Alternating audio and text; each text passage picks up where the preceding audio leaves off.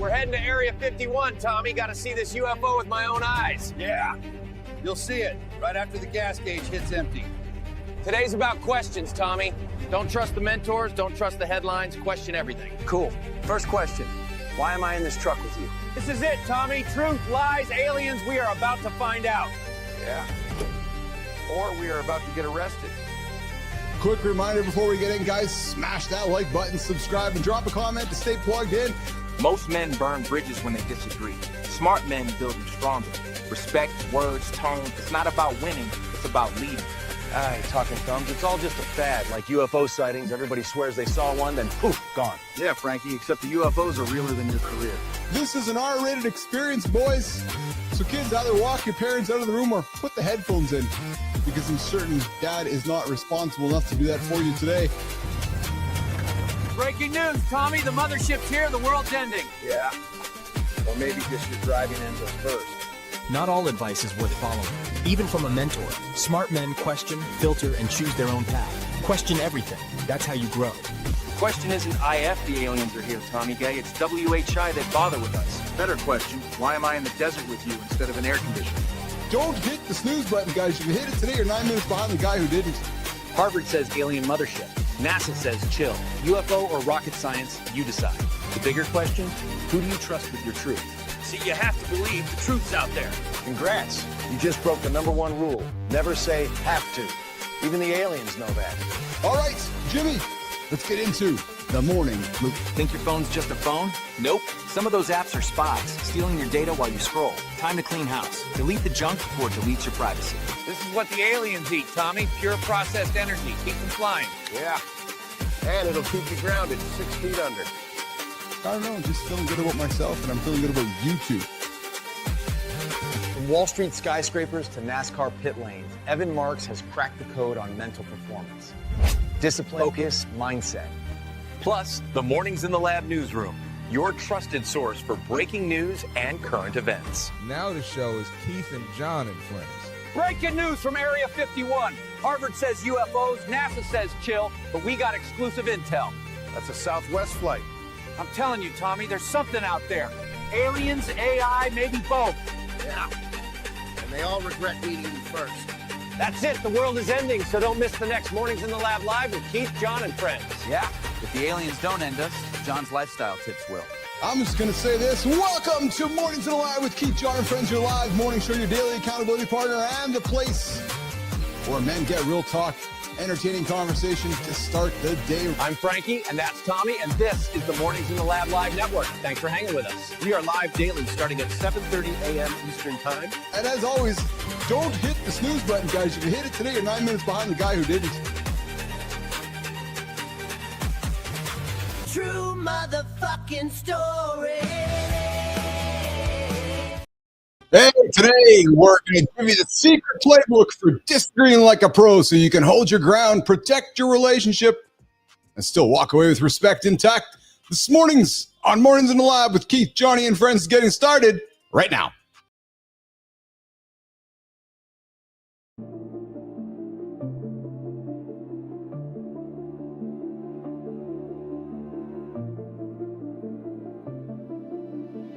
Welcome to Mornings in the Lab, where When something negative comes up. Building muscle improves blood flow.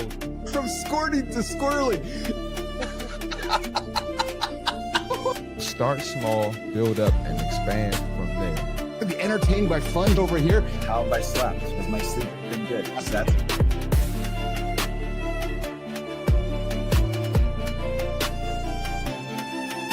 Regret doesn't come from breaking the rules, you guys.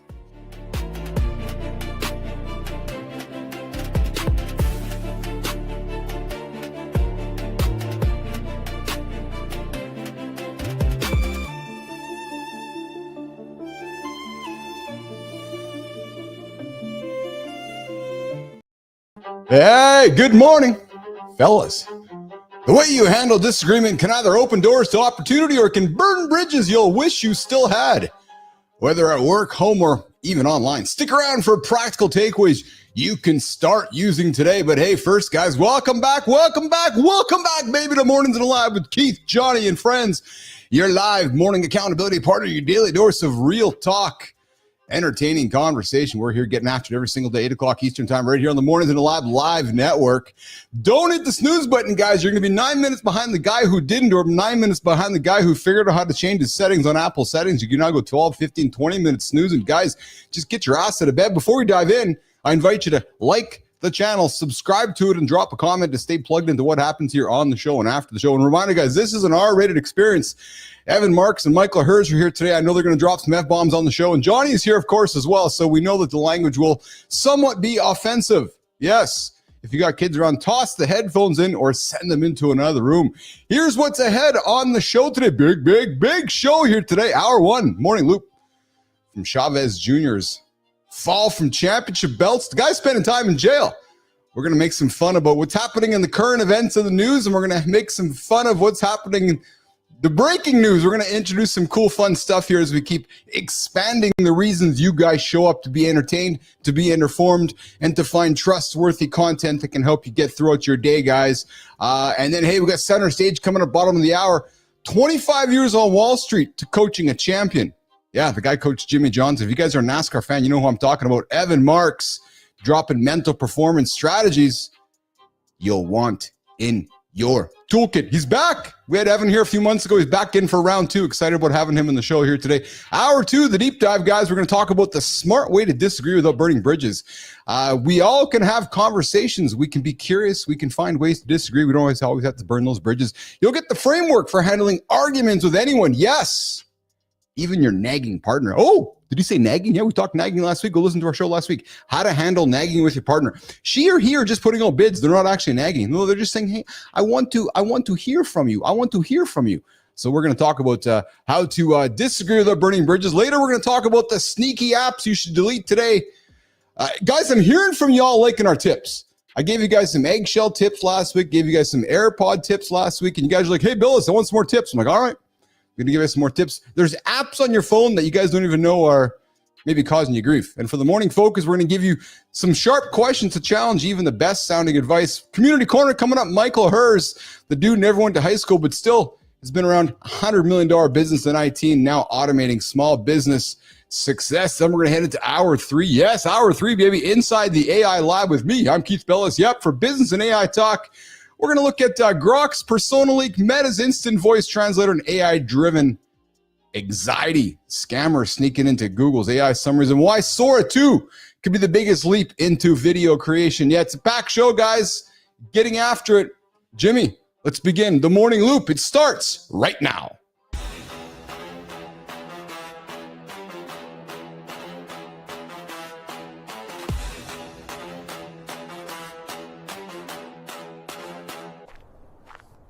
Life's just one big loop, Tommy. 24 hours on repeat, news reset, stories recycle, and we're all just trying to break out. It's like deja vu. Every day the same cycle, man. So I'll like breakfast with you. Same bad coffee, same bad ideas. Johnny, my brother Johnny in the hotel room somewhere in Western America. How are you, pal? I'm good, brother. I'm good. How are you? I'm fantastic, man. I'm fantastic. I'm glad to see you got yourself there. Terry got you there safe and sound. Yeah. Had a great weekend, man. Spent a lot of time with my 90-year-old mother, but also to my two oldest brothers who the three of us are never in the same spot that often. So it was really cool for my mom, especially, you know. That's awesome. Yeah. How happy was mom seeing the boys around, eh? She's happy. You know, she's in that place now where maybe she talks a lot about, you know, what her purpose is left on this earth. Yeah. You know, Oh, yes. 90 years old, but she still she's got a really strong purpose. You know, she's like, I feel like my purpose is to spend these last few years conveying the knowledge I've gained to those that want to learn, you know. She's really, because a lot of times at this age, they say, well, why am I still here?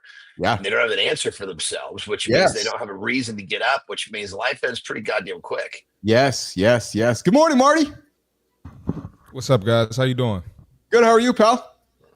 I'm good, man. Good. Busy morning so far. Yeah, there you go. Hey, Johnny, hanging out with mom. Mom's 92, 93? 90, okay. And you 90, and your yep. So you and your three brothers hanging out with mom. Am I correct? Did I hear that correctly? Mm-hmm.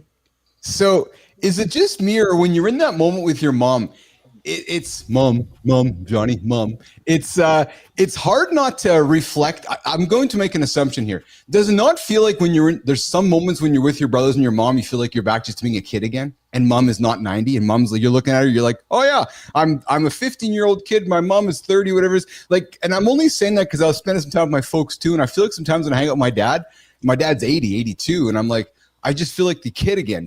Am I making sense to you? Does that feel like, you know what I'm trying to say? 100%. But I think I know exactly what you're saying. But I think for me, yeah, it stems more from the fact that my two brothers, I mean, good, one is 12 years and one is almost 14 years older than me. Oh yeah. And so yeah. Like when I mean, when I was young, I mean, it was like, I was 4 when they were leaving the house. Oh yes. Okay. Yeah. So like there was very little time.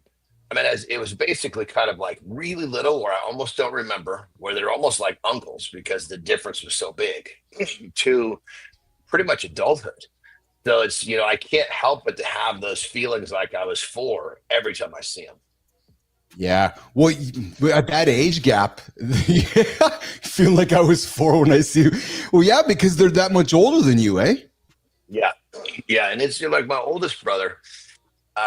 It's kind of crazy that, the similarities that he and I have. He was actually a pro tennis player for a while. Yeah.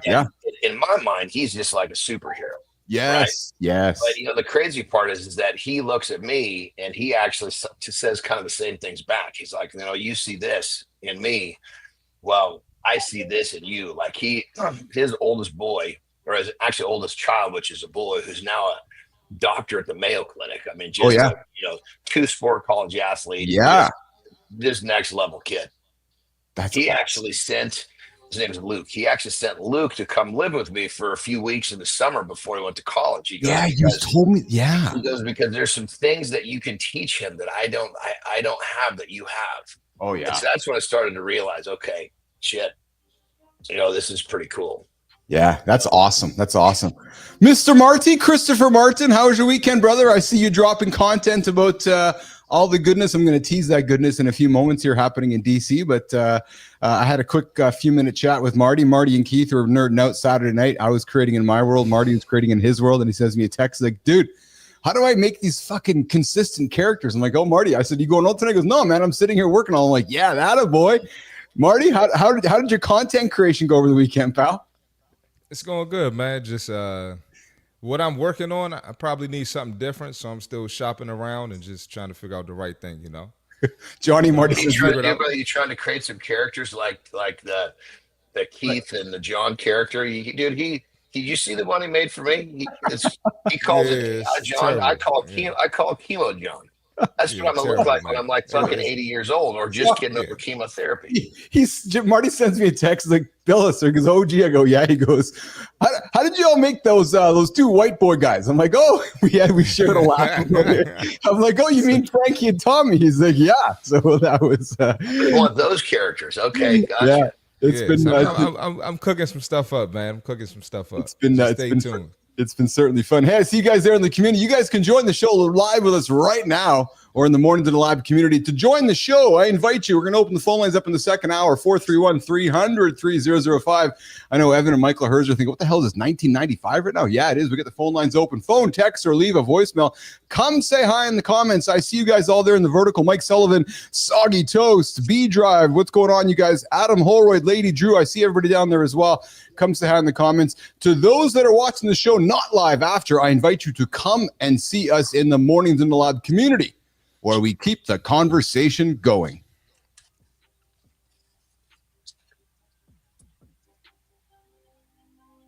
Jimmy?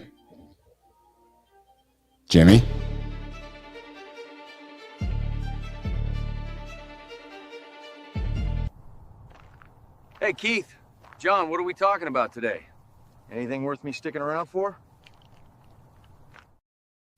Well, what are we talking about today, guys? Well, listen, I teased it on one of my thumbnails. Guys. Hold on real quick, dude. I just got to jump in here. First time I was looking at those 2. Yeah. Were those supposed to be like the pathetic version of the 2 of us? Well, so can I tell you? I could see myself being that fat fucker if I didn't adhere to some discipline. And although the other guy, the other guy's a little too cool for the version of you who doesn't commit. Would you agree, Mark?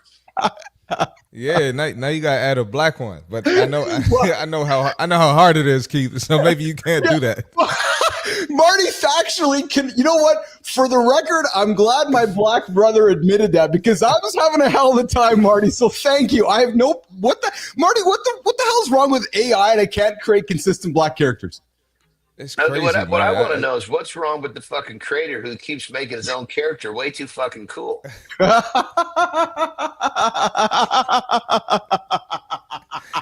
Johnny's something else, man. I love it. I mean, what the fuck, dude? You see that the main character is fucking guy? He looks like he should be on a fucking rock concert. You know? And I think he's taller than the fat guy too. So I think that's Keith saying he's taller than Johnny.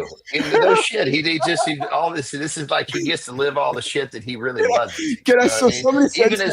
Even his pathetic version is too cool. So this weekend, somebody said to me, "So was it you, Marty, or somebody said, so how did you come up with the idea for Frankie and Tommy?" I'm like, true story, man. I don't know, man. I smoked a joint and I was having a crap and the two names came to my mind. I sat down on my computer. Next thing you know, Frankie and Tommy were born. So that's their backstory. That's exactly their backstory. There's no history to it. There's no reason for it. The story doesn't always have to be fancy or that's some right, cool shit. You know? It could be kind of random and you just bring it to life. That's exactly what it was. I smoked a joint, was on the crapper. I had two names. Side note, dude. When you smoke a joint, do you smoke the whole fucking thing like somebody sitting down smoking a cigarette? Yeah. No shit. Jesus Christ. Yeah. You know what, Mark? You know what that strong, Mark, you and I could have like one little puff up that thing and we'd be fucking completely Chinese. Yeah, I'm cooked. You know I'm cooked. You know, 2 puffs. Yeah. I'm cooked. Yeah, I'm good for the day. And this dude's pulling it down. He's pulling the whole thing down like a marble. That's the only thing Keith has on us, man.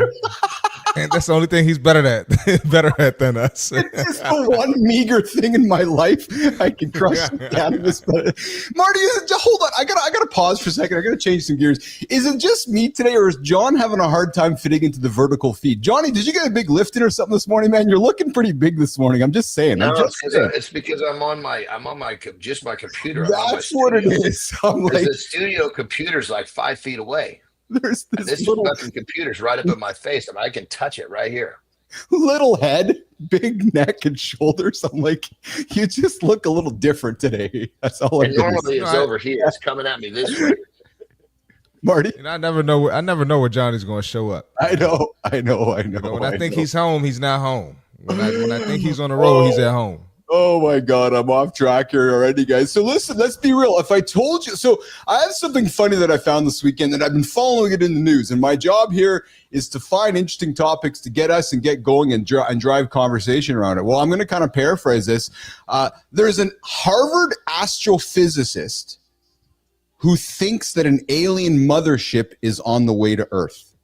Dude, I was just talking to Terry about that last night. True story. So there's this comet.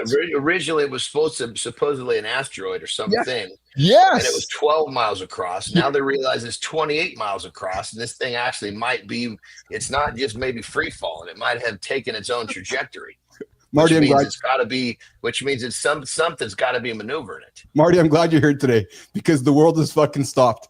John Anderson knows news this morning before we talk about it. What the hell? I don't know what to expect from John. I was ready for John to say, this little motherfucker is talking about that dumb shit again. And now he knew about it before I knew about it. This shit never happens. This is one of those moments where I'm falling asleep and Terry basically was, I think she was, I don't know what she was doing, probably TikToking, and saw something about this and told me what the fuck it was. She said to me a year, whatever it was, months ago, this 12-mile across thing is coming to us. It could be 3 miles across. It'll end this place. So what's the difference if it's 3 or 12? Hold on. Keep. Yes. John knows this. But then, like, the most national news, the most popular thing, John would be like, what the fuck is going on in D.C.? Like, bro, this is like worldwide news. I love it. Because Terry loves sciencey shit. And so she's always filling me in on science. That makes sense. Oh, my God. Gotcha. So that makes sense. Harvard says that the astrophysicist at Harvard says that it's a good chance it could be a mothership.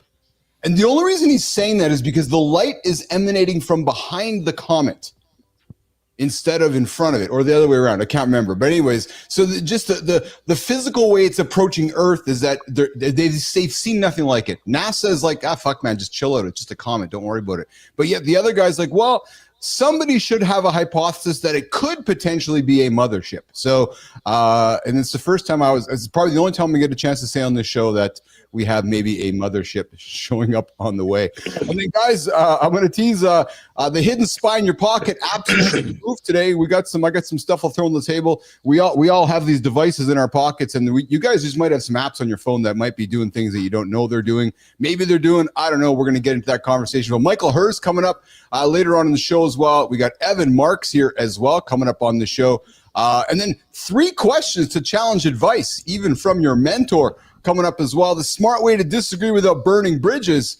And then we get some news. So, Jimmy, let's do our news transition bundle so we can get into some quick topics of what's happening in the news today, Jimmy. I'm going to go grab my coffee. Mornings in the Lab newsroom, your trusted source for breaking news and current events. No noise, no spin, just real talk, delivered with the same energy we bring every morning. Big lineup in the Lab newsroom today, men. From championship belts turning into jailhouse reps to the Kremlin King buying 2 more weeks to a bacon habit so risky it put worms in a man's brain. We'll break down Uber's big bet on robots and even take you from the Oval Office to the wildest street patrol ride-along yet. This is the stuff you need to know right here, right now, live on Mornings in the Lab with Keith, John, and friends. Today it's bridges, mentors, UFOs, and spy apps. Big stuff, Tommy. Yeah.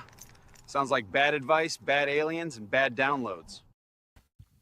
So, guys, we're trying some new stuff here in the Morning Loop, trying to keep giving you guys entertainment and information to get your day started with some tidbits of, we'll call it news. The guy with orange hair has given the Kremlin King, the Gremlin, a couple more weeks to get that situation across the pond sorted out. True story. He's like, yeah, just take a couple more weeks so you can go and hang out with that guy, the comedian. We can get that whole situation sorted out. Hey, Junior Chavez in jail now. How about that, Marty? Johnny, you know the big boxer? Ooh, no shit. Yeah. He got deported, and now he's sitting in.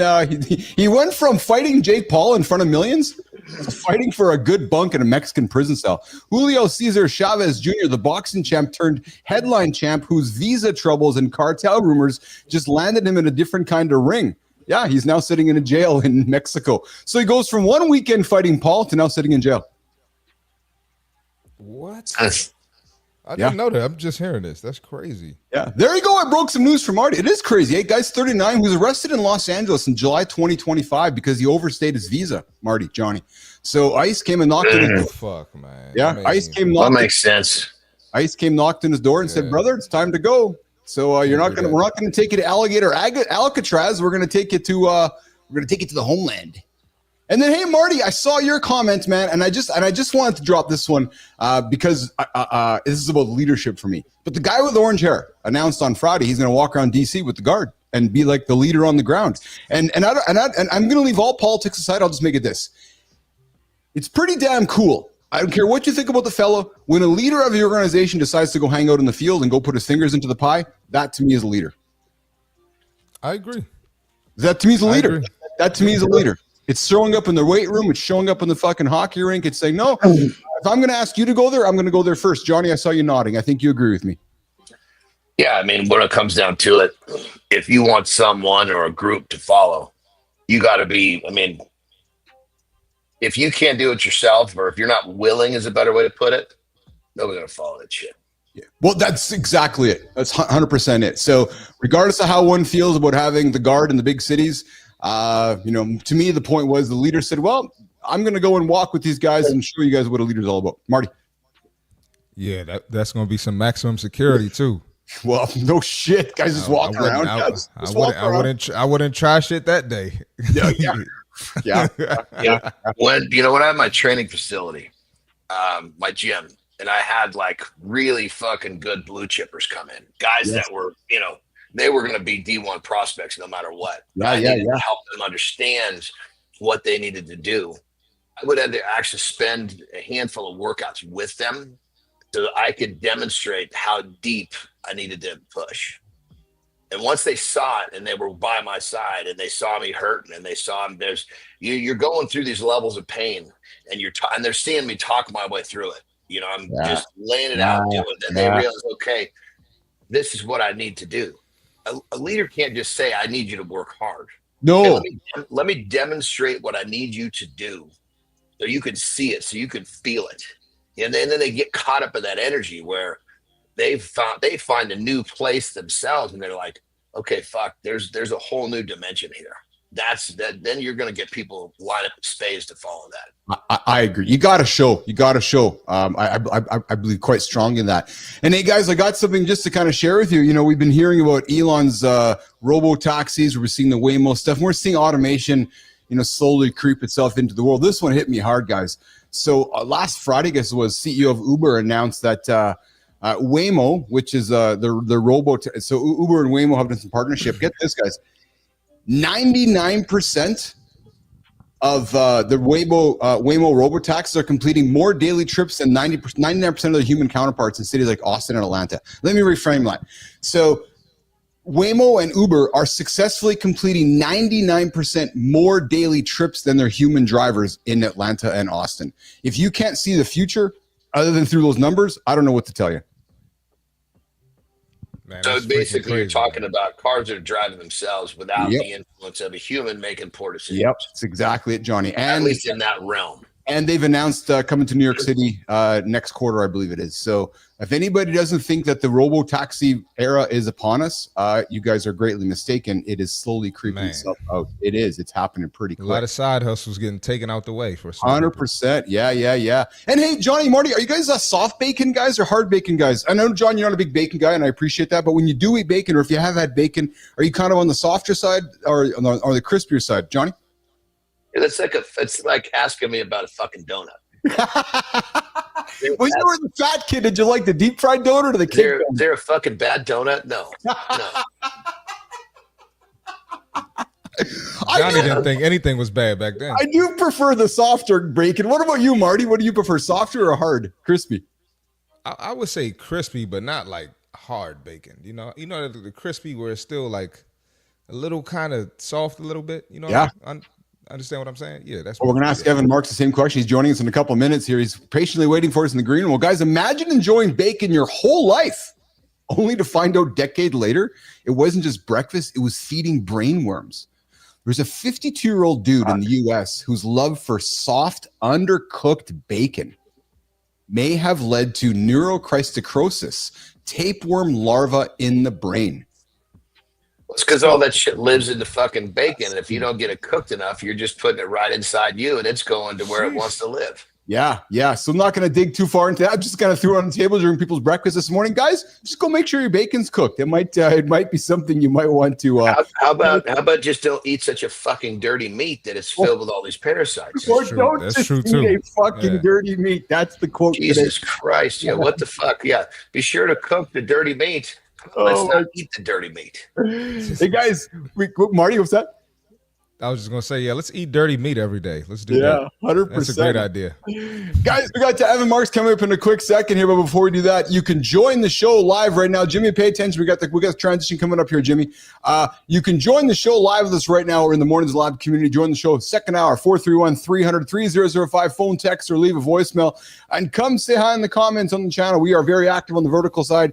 I see Lauren in there. I see Melissa in there. I see BJ. I see everybody in there, guys. And to those that are watching the show not live, I invite you to come and hang out with us in the Mornings Live community. And to the new community member who joined up yesterday, I appreciate you, where we keep the conversation going. Jimmy, let's get to the transition.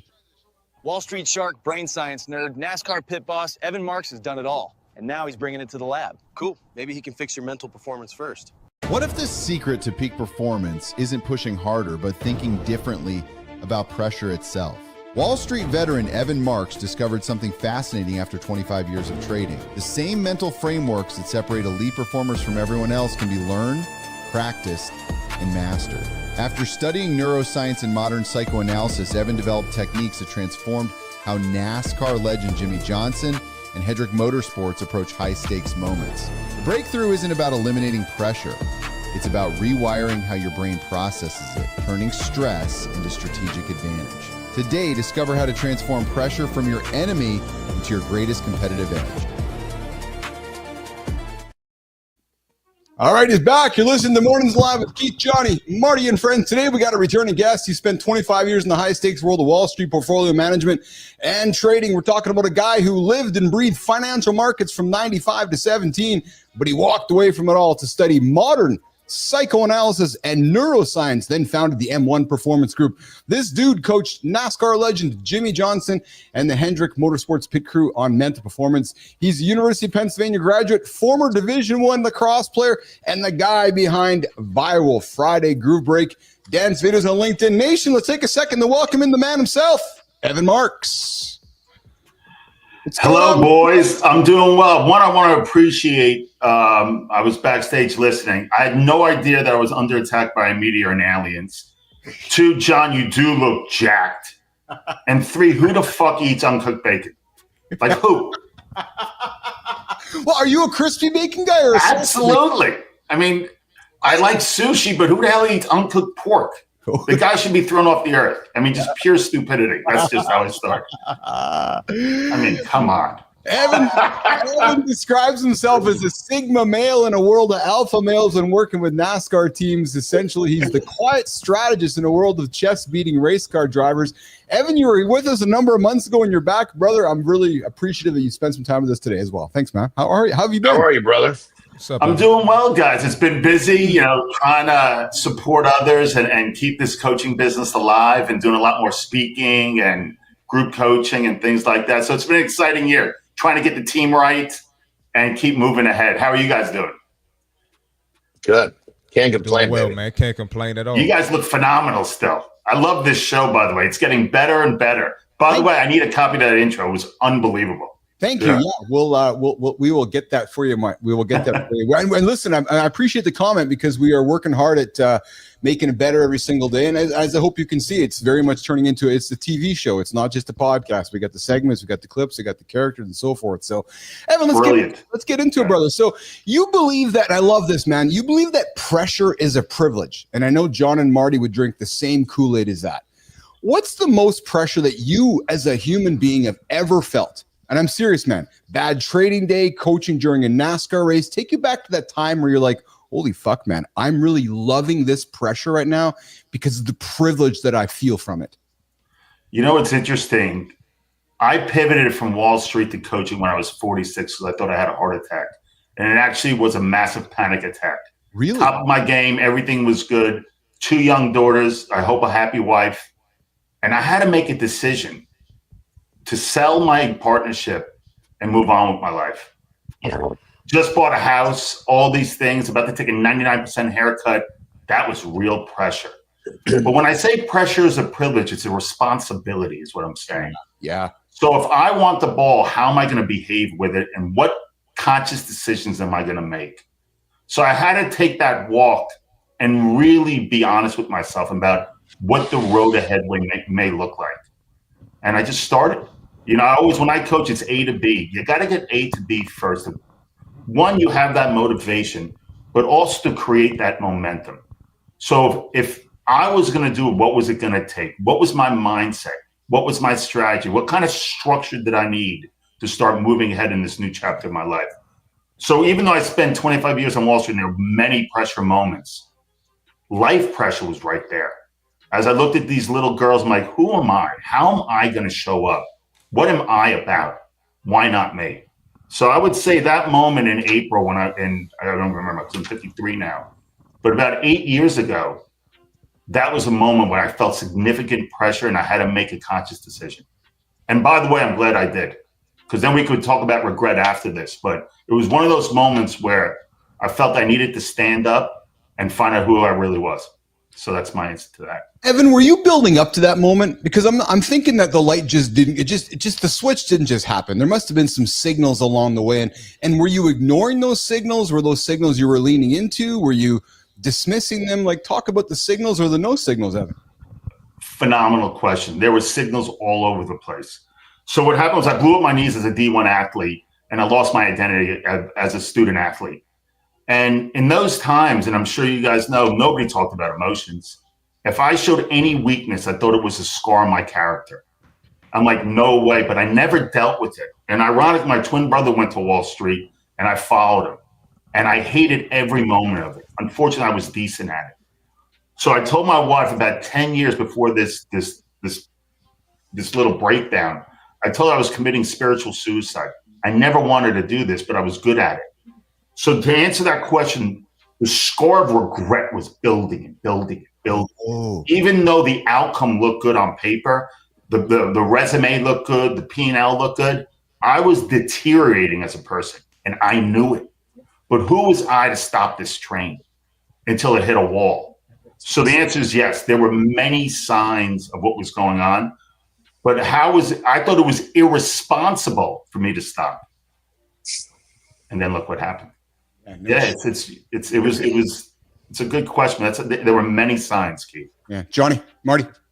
Yeah, when you start to follow your purpose, you just got to understand that you're going to step into many chaos periods, and the chaos periods are there to basically create the friction that you need to get better and grow, so that you can actually get better and do that thing that much better. It sounds like, brother, you just said, you know what, it's time for me to step into this, time for me to grow, time for me to do what I need to do that actually serves me internally, which makes you a happier, better person, which makes you level up, which makes your life level up. The chain reaction goes forward, but you have to have the nuts to step into that chaos period, accept it, realize it's part of the growth pattern. And that's exactly what you did. I fucking love it, brother.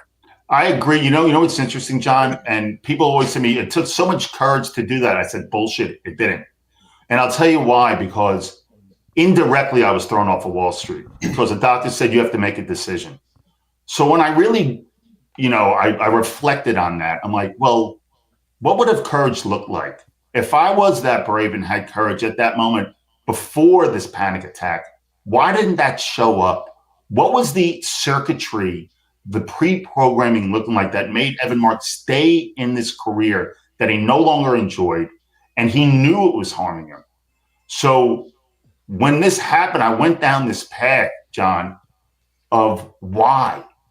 What was holding me back? What was anchoring me to the past that I wouldn't let myself create change?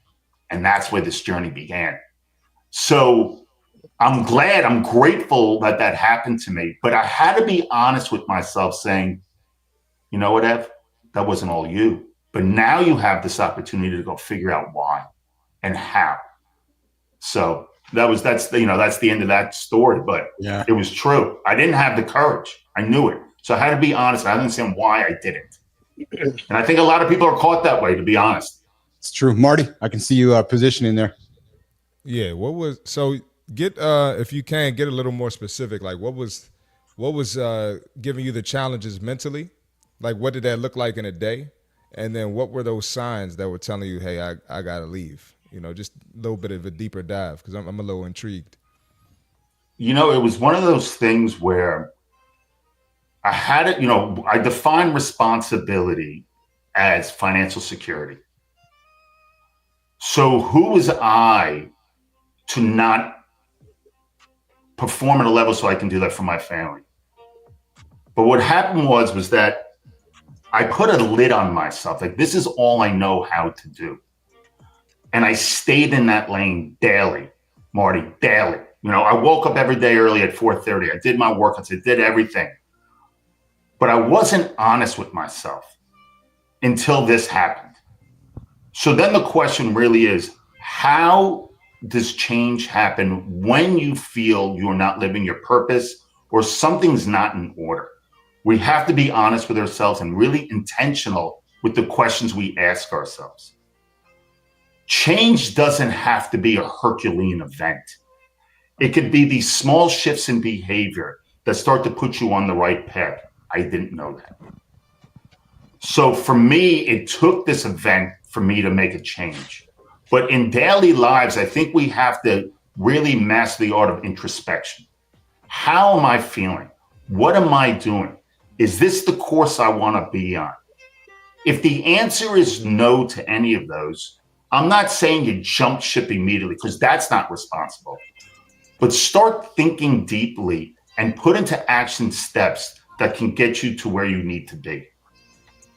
So it's really this daily introspection. So when people talk about how did it show up, it's, when we talk about stacking, days, weeks, months stack, but they stack both ways, for you and against you.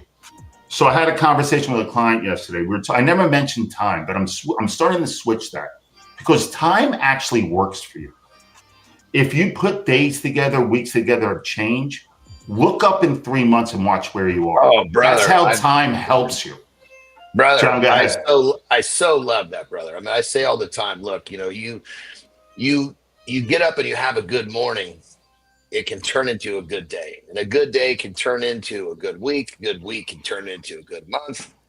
And a good month can turn into a good year. And even one good year can drastically change your life.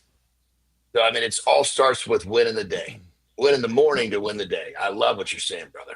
Because people think, because people think it's going to take so long. I go, so long happens immediately. Yeah. Like before you look, I'm 53. I'm like, holy shit, how'd that happen? But all of a sudden you start days and times like, I can't believe where I am, the coach and whatever you're doing, let time work for you. But practice the short game because watch what happens to your long game. And if you win your daily battle, you almost can't help but to win, the war of whatever it is you're working on. As long as you win daily, it's in the mail. You can't stop it. You can't stop it. So it's one of those things so if you can be really intentional daily of what you want to do, perfection doesn't exist. So don't even throw that out the window. But if we put structure in place and we're going to be fluid within that structure, look up in 3 months. I'm not saying 5 years. I'm saying 3 months. What happens then, there's evidence. We always say in M1, consistency with evidence builds confidence. And that creates change. Let time work for you. Yeah. Dude, I love that. You don't have to forget perfect. You just got to be one notch above losing the day to win the day. That's all you need. Well, imagine if I told you, Keith, you're perfect the way you are right now. That's it. It's over. This is you. You're perfect. You'd be like, fuck you. Well, that's it. It's interesting. Mark Andreessen, the guy who invented Netscape, one of the richest dudes in the world, one of the smartest guys in the world, said, those that create products, when you think you're done, you're fucked. because when you think your product's done, Evan Marcus make one who's better than yours already. He's already so constant evolution. Never exactly. So good morning, everybody. We're hanging out with Evan Marks, the founder of M1 Performance Group, mental performance coach. Get into the comments here. Michael Herz patiently waiting for us in the green room, joining the show here in the second hour. Evan, Michael's referring to your comments here. Same for me. I was at the top of my corporate career, making more money than ever. I was on the edge. I felt like I owed it to my family to just keep going despite what it was doing to me mentally. And man, there are so many men and women that do that every single day. Get up, get after it.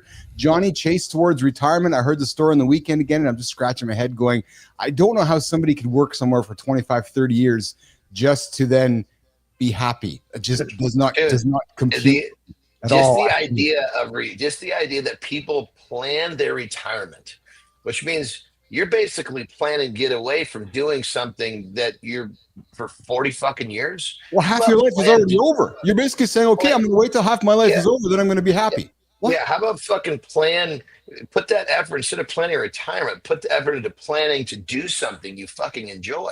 Yes. And then the last thing Michael says, and I want to relate back to what you guys are talking about, you don't need 100% improvement, just 1% improvement 100 times. Well, anybody who has been paying attention, and Evan, you said at the top of the show, anybody who's been paying attention since Keith Spillis started up March 11, 2024, will see the 1% improvement on this show. When this show started March 11, 2024, it did not look like this. And every single day, we try to get 1% better to the point now where, it is looking more and more. And then I showed up. And then Johnny showed up. It took like a fucking rocket. But you know what, Keith? It's so true. We're not going to skip a step, Johnny. What about Marty? Yes, that was the catalytic booster. Yeah, you know what, Evan? I was here before Johnny, Evan. You know what, Evan? I I gave Keith the okay for Johnny. You know, Keith had to run it through me first. He did actually. I believe that. I believe that. Listen, man, I got to give it to them. I got to give it to them. They were fucking treading water pretty fucking well. They were keeping it right here. I got to give it to them. But Marty, you're right though. When you bring biceps in like that, there's got to be a conversation. You know, yeah, we got to talk. There's got to be some due diligence. Hey, Evan, I got a real tactical question for you, Evan. So you went from Wall Street, and guys that are listening right now, here's a real tactical question, because some of you who are transitioning from one career to the other don't know how to do what's next. Evan goes from a career that's happening over there, Wall Street, to a career that's happening in a completely different world and working with one of the top performance companies in that world, Hendrick Motorsports. Evan, did you have a relationship there? Did you pick up the phone and say, hey, can I be your coach? Share with myself, Marty and Johnny, and our audience how you went from the guy on Wall Street to actually coaching a NASCAR legend. I follow NASCAR. I'm a Jimmy Johnson fan. I'm a huge Jimmy Johnson fan. I met the guy once at a race. You've obviously worked with him. Maybe you can get him on my show, Marks. But really tactically, how did you go to actually going from over here to now going, okay, was it a cold call? What was it, Evan? I believe in elevators, not stairs. So I'll define what that means. Please. So in my trading career, I had a great performance coach who worked with me. And when I had my panic attack when I was 46, she reached out to me out of the blue and said, what are the odds you come work with me? She goes, but you'll have to go back to school. I'm like, done. So it wasn't my contact, it was her contact. But what I did was I put myself in an arena, like, who do I know who knows how to do this stuff? So why do I have to start off being a peewee football coach when I can go back to school and start at a higher level? So I don't like taking stairs. I like taking elevators. But in order to take an elevator, I'm just not jumping on blindly. I have to educate myself, and I have to go to, whether the education, the knowledge, because I have to feel that I know what I'm doing. So I went back to school at 46. My wife thought I was nuts. I think everybody thought I was nuts. Yeah. But I had to do it. Otherwise, I don't believe what the hell I'm saying. Yes. So I was extremely fortunate to start at the highest level.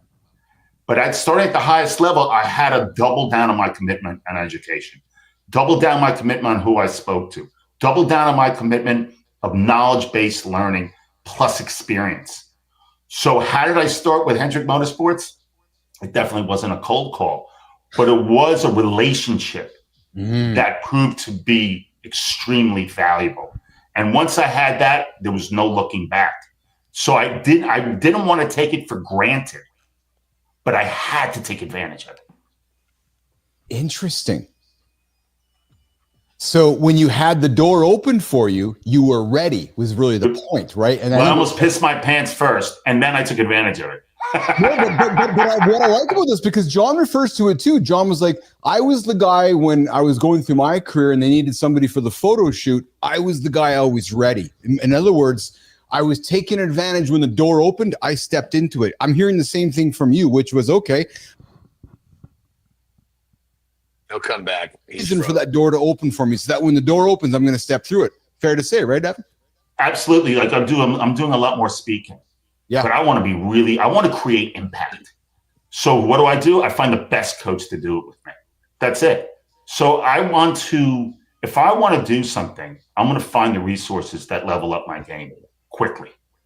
Right. And I know that takes time and dedication, but I've already trained myself in that.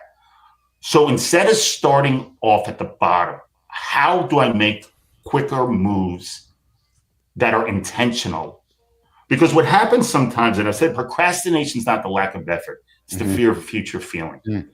So why am I willing to start so slow? It's a fear-based behavior. All right, I recognize that. So then what conscious choice and behavior do I need to take me where I want to go, to what I'm trying to accomplish? Right? So all of a sudden you work with these people look at you, I'm like, well, I'm here, teach me. And I'm willing to learn, but I want to learn quicker. But quicker doesn't mean sloppy. If you know yourself and you're committed to the work, why not play with the best? Why not? Trust yourself. When I coach, I think one of the things that people don't talk about is We have to coach people to trust themselves. So I have to trust myself that I may not know it yet, but put me on that fucking stage and I'll show you. I will commit myself and I'm going to do what it takes to create impact. Yeah. Why not start with the best people teaching me? If I want to have biceps like John, why am I going to my next door neighbor who has pea shooters? Why? I know what he's done in his life. Why not contact him? Train from the best. So why don't so many do that though? Are folks too scared for the most part to make that call? Well, let me fear of rejection.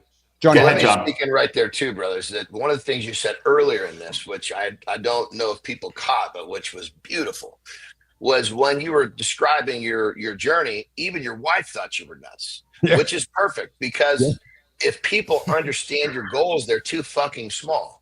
And the reason why you believe that you can do it is because you understand the formula. I'm going to go to the best guy. I'm going to siphon that information. I'm going to pay, but I'm going to pull that information out quick. And I'm going to be able to move ahead faster than people believe is possible. So yes, you think I'm nuts. That's perfect because you think I'm not nuts. I'm like everybody else, and I'm not like everybody else. And you know what? Also, John, it's going back to what you just said. It's the fear of failure, but it's the fear of judgment. It's the fear of inadequacy. All these things. What happens if you do all this stuff and it doesn't work? So we talk a lot about curiosity. Curiosity is one of those things. We know it's information seeking in its essence, but it's almost like curiosity opens the door of possibilities, but at the same time, the door of failure opens as well. But it has a way of going around your resistance in your unconscious to play the what if card. What if this works? What if I do this? What if I call John Anderson and he hangs up me? All right, first step. Who else can I call then instead? And it starts this momentum. And going back to what we were talking about time earlier, all of a sudden, you've heard that, if I said to you, you're going to make $1 million, but it's going to take 24 no's, it won't stop you. But what happens if we build that resilience of, all right, I know I'm going to be rejected, but this is a part of the process. I know I'm going to feel judged, but this is part of the process. I know I may be embarrassed, but this is part of the process. Once you get a couple of those under your belt, watch the fuck out. Yeah. Good morning, Gil Rez. I see you there in the comments. Thanks for joining us this morning with Evan Marks, myself, John Anderson, and C. Marty Fit on Mornings in the Lab. Good morning, Roseanne Roof. I see you there as well.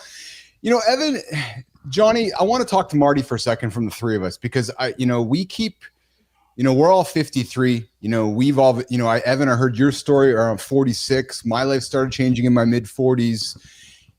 I just feel so impassioned right now to try to do whatever we can to teach the Martys of the world about what's coming. And I mean that because it's coming.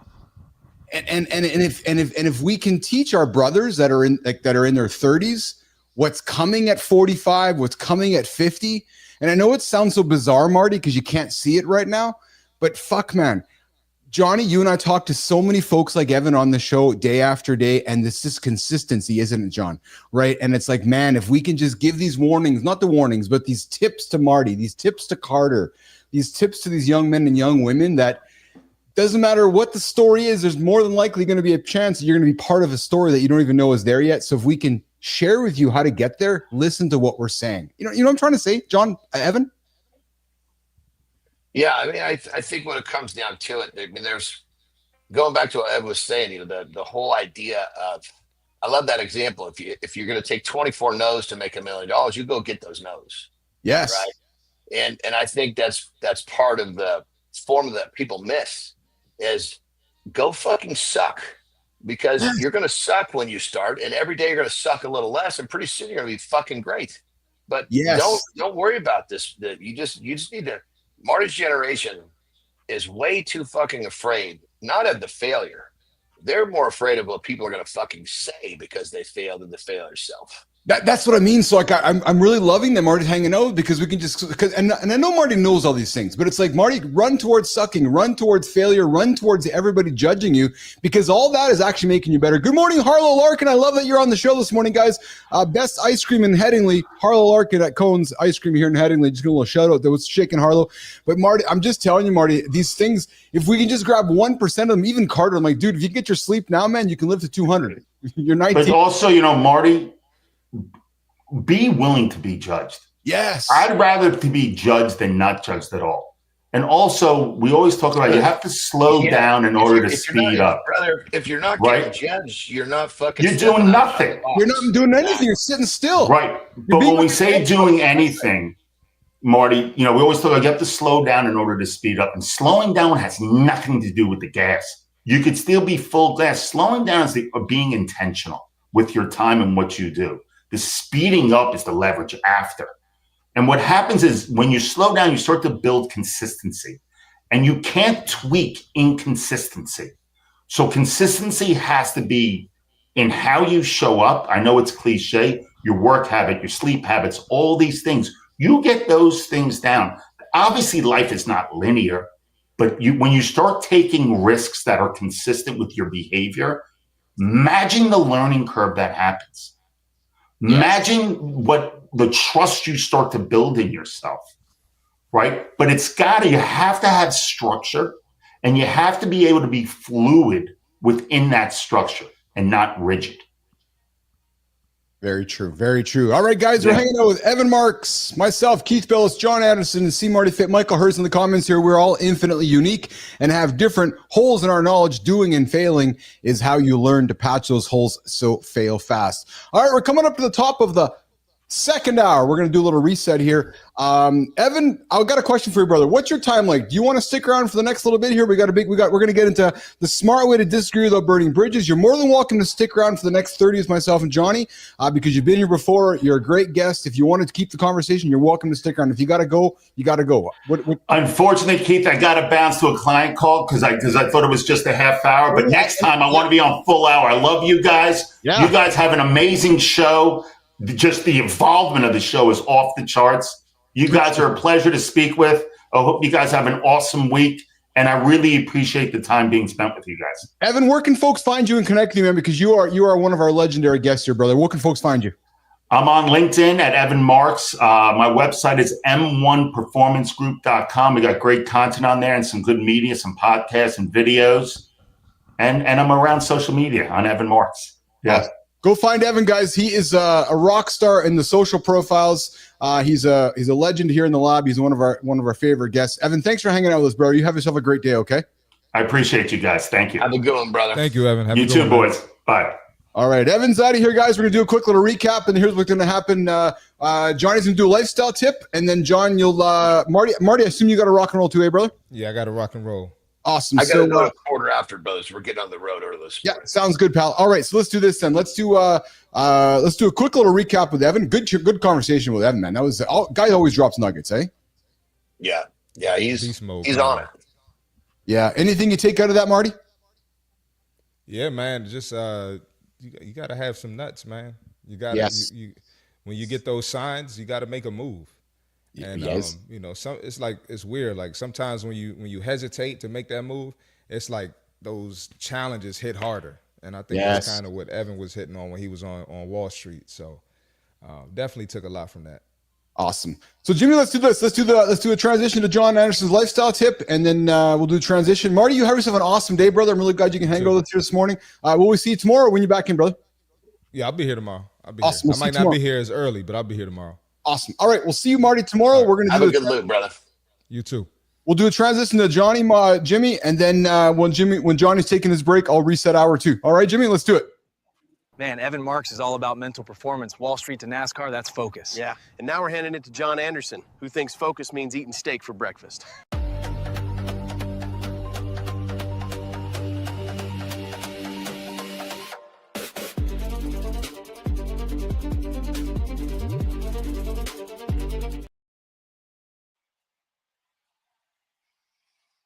All right, check this out.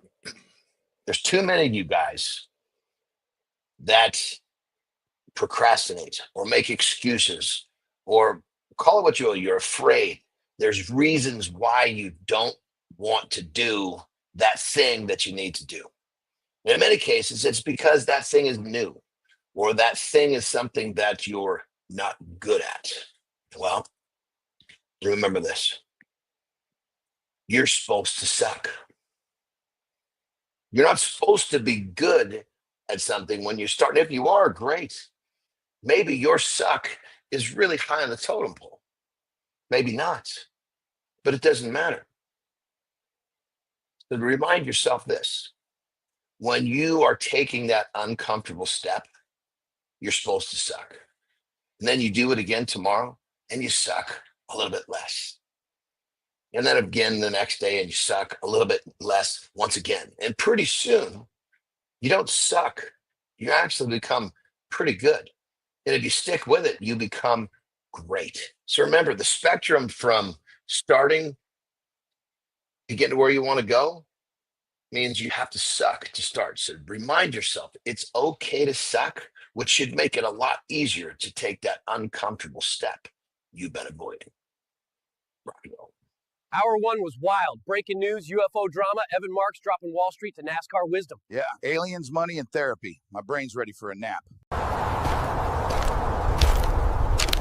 Now we dive deeper, how to disagree smart, the spy apps you got to delete, and we are going from dropout to $100 million in the community corner. And don't forget hour 3. We crack open the AI lab with Keith Billis. The future, Tommy. Yeah, or just robots listening to us complain.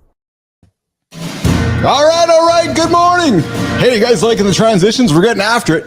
Oh, baby, the show's getting 1% better every single day. Welcome back to Mornings in the Lab with Keith, John, and friends. Got a quick pause. I love you, baby. Love you, Lauren. Lauren gave me the ultimate Father's Day gift, and we celebrated it yesterday. I just want to call it over, man, because I'm feeling so warm inside my body. What did she give me? Family photos. True story. I know we take photography for granted because everything's photographed these days, just digital cameras everywhere. But getting my family together, going out and taking these photographs was such a wonderful experience, and I'm just full of love today. I wanted to share with all of you guys today. So, hey, if you're looking for a situation to get your family together, just some family photographs. Those memories will be with you forever. Don't take them for granted. But you know what I enjoyed the most about them? Wasn't actually perhaps the photographs I'm receiving. I enjoyed the moment of us spending together, that 90 minutes or 2 hours of doing it. So much fun, so much love. The best Father's Day gift ever. Thank you, Lauren, for that. Matty Roof getting after it this morning. Did you guys see his show today? Roofy, I was quietly watching from afar, man. Just fucking get. So Matt and I had a conversation a couple weeks back, and he leaned into it, and we talk about 1% better. Roofy's like on the fucking accelerated plan. He's like the 10% better every day. The guy's like, I'm just digging in. So I got to shout it out, man. 7:30 Eastern time, Kindness Rising. You know when you get good teammates and good teammates push each other? Well, that's what I love about Matt Roof, man. The guy's pushing me, and I know I'm pushing Matt, and Johnny's pushing me. We're all making great content together. Go check out Kindness Rising. Go check out the great content he's making as part of the Mornings in the Lab live network. Good things happen there, 7:30 Eastern time. Guys, let's be real. Nobody wins a fight, but there's a smarter way to disagree without burning bridges. We're going to give you advice and practical tips here to handle arguments in a way that doesn't require damage control, walking away because there's no way forward. And after that, we're going to reveal the hidden spy apps on your phone you might want to get rid of. And if you ever wondered if the best advice really is the best, we've got 3 questions you can ask to help challenge that advice. And coming up in the community corner, I see Herz has been patiently waiting there. He's been hanging out with us for a while. I appreciate that. Michael Herz is joining us, coming up in the community corner. And if you're new around here, hit the like button, subscribe, and say hi to the community in the live chat. Jimmy, let's get into the deep dive. All right, it's time for the deep dive, where we go way below the surface and uncover the real stuff that actually matters. Yeah, or in Frankie's case, drown in 2 feet of water. Today's deep dive is all about disagreeing without burning bridges, keeping respect while holding your ground. Yeah, which means Frankie finally has to stop arguing with the drive-thru lady. Why do some people seem to navigate disagreements effortlessly, while others leave destruction in their wake? We've all been there, facing a conversation where we know we need to speak up, but we're terrified of the fallout that might follow. Breakthrough research shows there's a fundamental difference in how certain individuals approach these moments. using techniques that actually deepen trust during conflict. The secret isn't avoiding the hard conversations, it's mastering the art of having them in a way that builds bridges instead of burning them. Step into your next difficult conversation with confidence, knowing you can create a win for everyone. Johnny, when we learn how to disagree with respect, we turn conflict into connection. It's not just about winning arguments, it's about strengthening trust, improving mental health, and keeping that daily morning motivation alive without unnecessary friction. Brother, share with me a moment where you had a disagreement that actually strengthened your relationship. Can you reflect upon one? Shit. I mean, if you're doing it right, every goddamn one of them. I love that answer. I was hoping that was the answer you're giving me. Yes. Yeah, I mean, but you have to be an evolved creature. Yes. Meaning you can't just realize that these disagreements are about winning and losing. You know, it's winning and losing doesn't matter. You know, it's if you want to look at it from a selfish perspective, think of it from not winning, but actually getting better or moving forward. But that moving forward or getting better needs to involve the other party.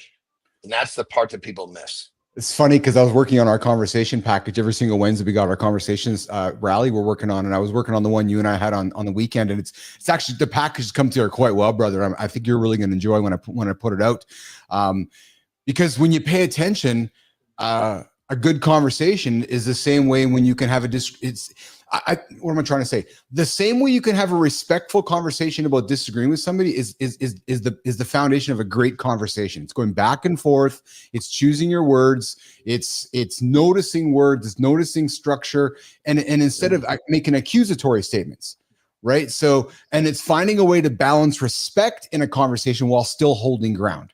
So, for example, with you and your brothers, how did and I'm just trying to find some ways to share some tactic with our audience here. How did you balance respect while still holding your ground when you're having a disagreement with somebody? Well, my brother's the one I was here visiting. I mean, the age difference is so great. I don't know that we've ever had a disagreement. I was good. Okay. Yeah. But now, like, we'll go back to, any relationship or even Terry.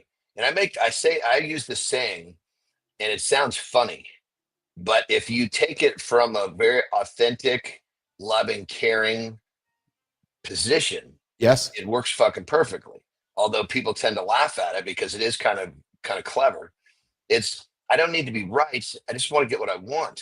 Yes. And if you're coming from a loving, authentic position, what you should want is a better relationship.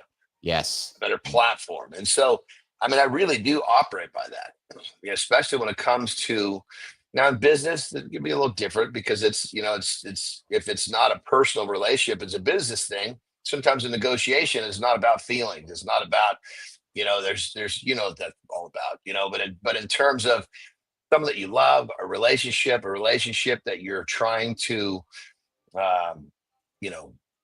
make stronger, make better, getting what you want should align with the other person as well. It's just all the bullshit that's in the way that's causing the trouble. All the bullshit in the way. That's exactly it. So let's real quick, going back to that business thing. I do want to clean that up. I should have rephrased that because with business, I'm big on relationships, right? Yes. I should have said, I mean, maybe a negotiation where you're buying a fucking car. That's one where you're not worried about, you're what I want in that situation. I can be wrong to get what I want, which is just a better number for the car. I mean, I'm not really worried about the relationship that I'm having with the person I'm negotiating with, because it's a thing that we're, going back and forth about. But when you're talking about a relationship involved, it's a different platform of negotiation, so to speak. There is a famous lawyer here, a sports agent who passed a number of years back, and he had a saying, and I know I'm going to butcher it, Johnny, because I butcher your paraphrases all the time, but I can pull it together for the most part, which was, if you and I were negotiating something, a contract, and we both left a little bit unhappy, that actually means we're both actually happy, because that's the relationship that will last. Yes, because what's also happened is that you haven't felt like you've won. I haven't felt like we've won, because the moment you feel like you've won, I'm like, well, that motherfucker won. And you're like, yeah, I fucking won. And that's not the right way to set a relationship, is it? So if you can find a way to disagree and agree, but even find a way in the middle, or going, okay, well, you know what? He got what he needed. I got what I needed. We're going in the right direction. I think we both won. When sometimes you're in kind of a shitty situation. Like yes. This is a tough one. And I'll just come out straight and try to ease the situation. Say, look, we both need to come out of this feeling like we had to suck a cock a little bit. Yes. Yeah. So the question is, we need to make sure that our sucking time is fairly equal. Jimmy, there's our clip for today's show.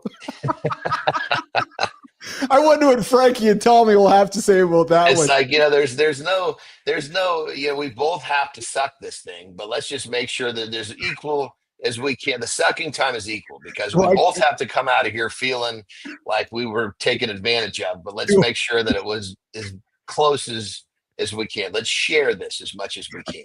Do I get the top or the bottom or the middle? Or do we talk about that along the way? Well, I don't think when you're sucking a cock, I don't think there's really a top or a bottom, is there? Oh my God.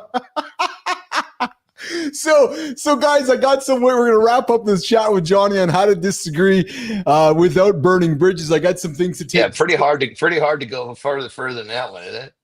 Well, I don't know where to take sucking cock next, Jimmy, but we're going to give some takeaways, man. Frame words thoughtfully. Johnny, use facts, not accusations. Maybe say something like, I noticed, with a specific example, instead of you always do this. I might say, dude, I noticed that you're always late for the show, right? I noticed that you're always this, instead of you're always late. I noticed. So, just the word always. Hey, yes.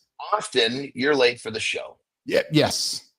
But as soon as I hear the word always, I know that person is not thinking things through. Yes. Yeah.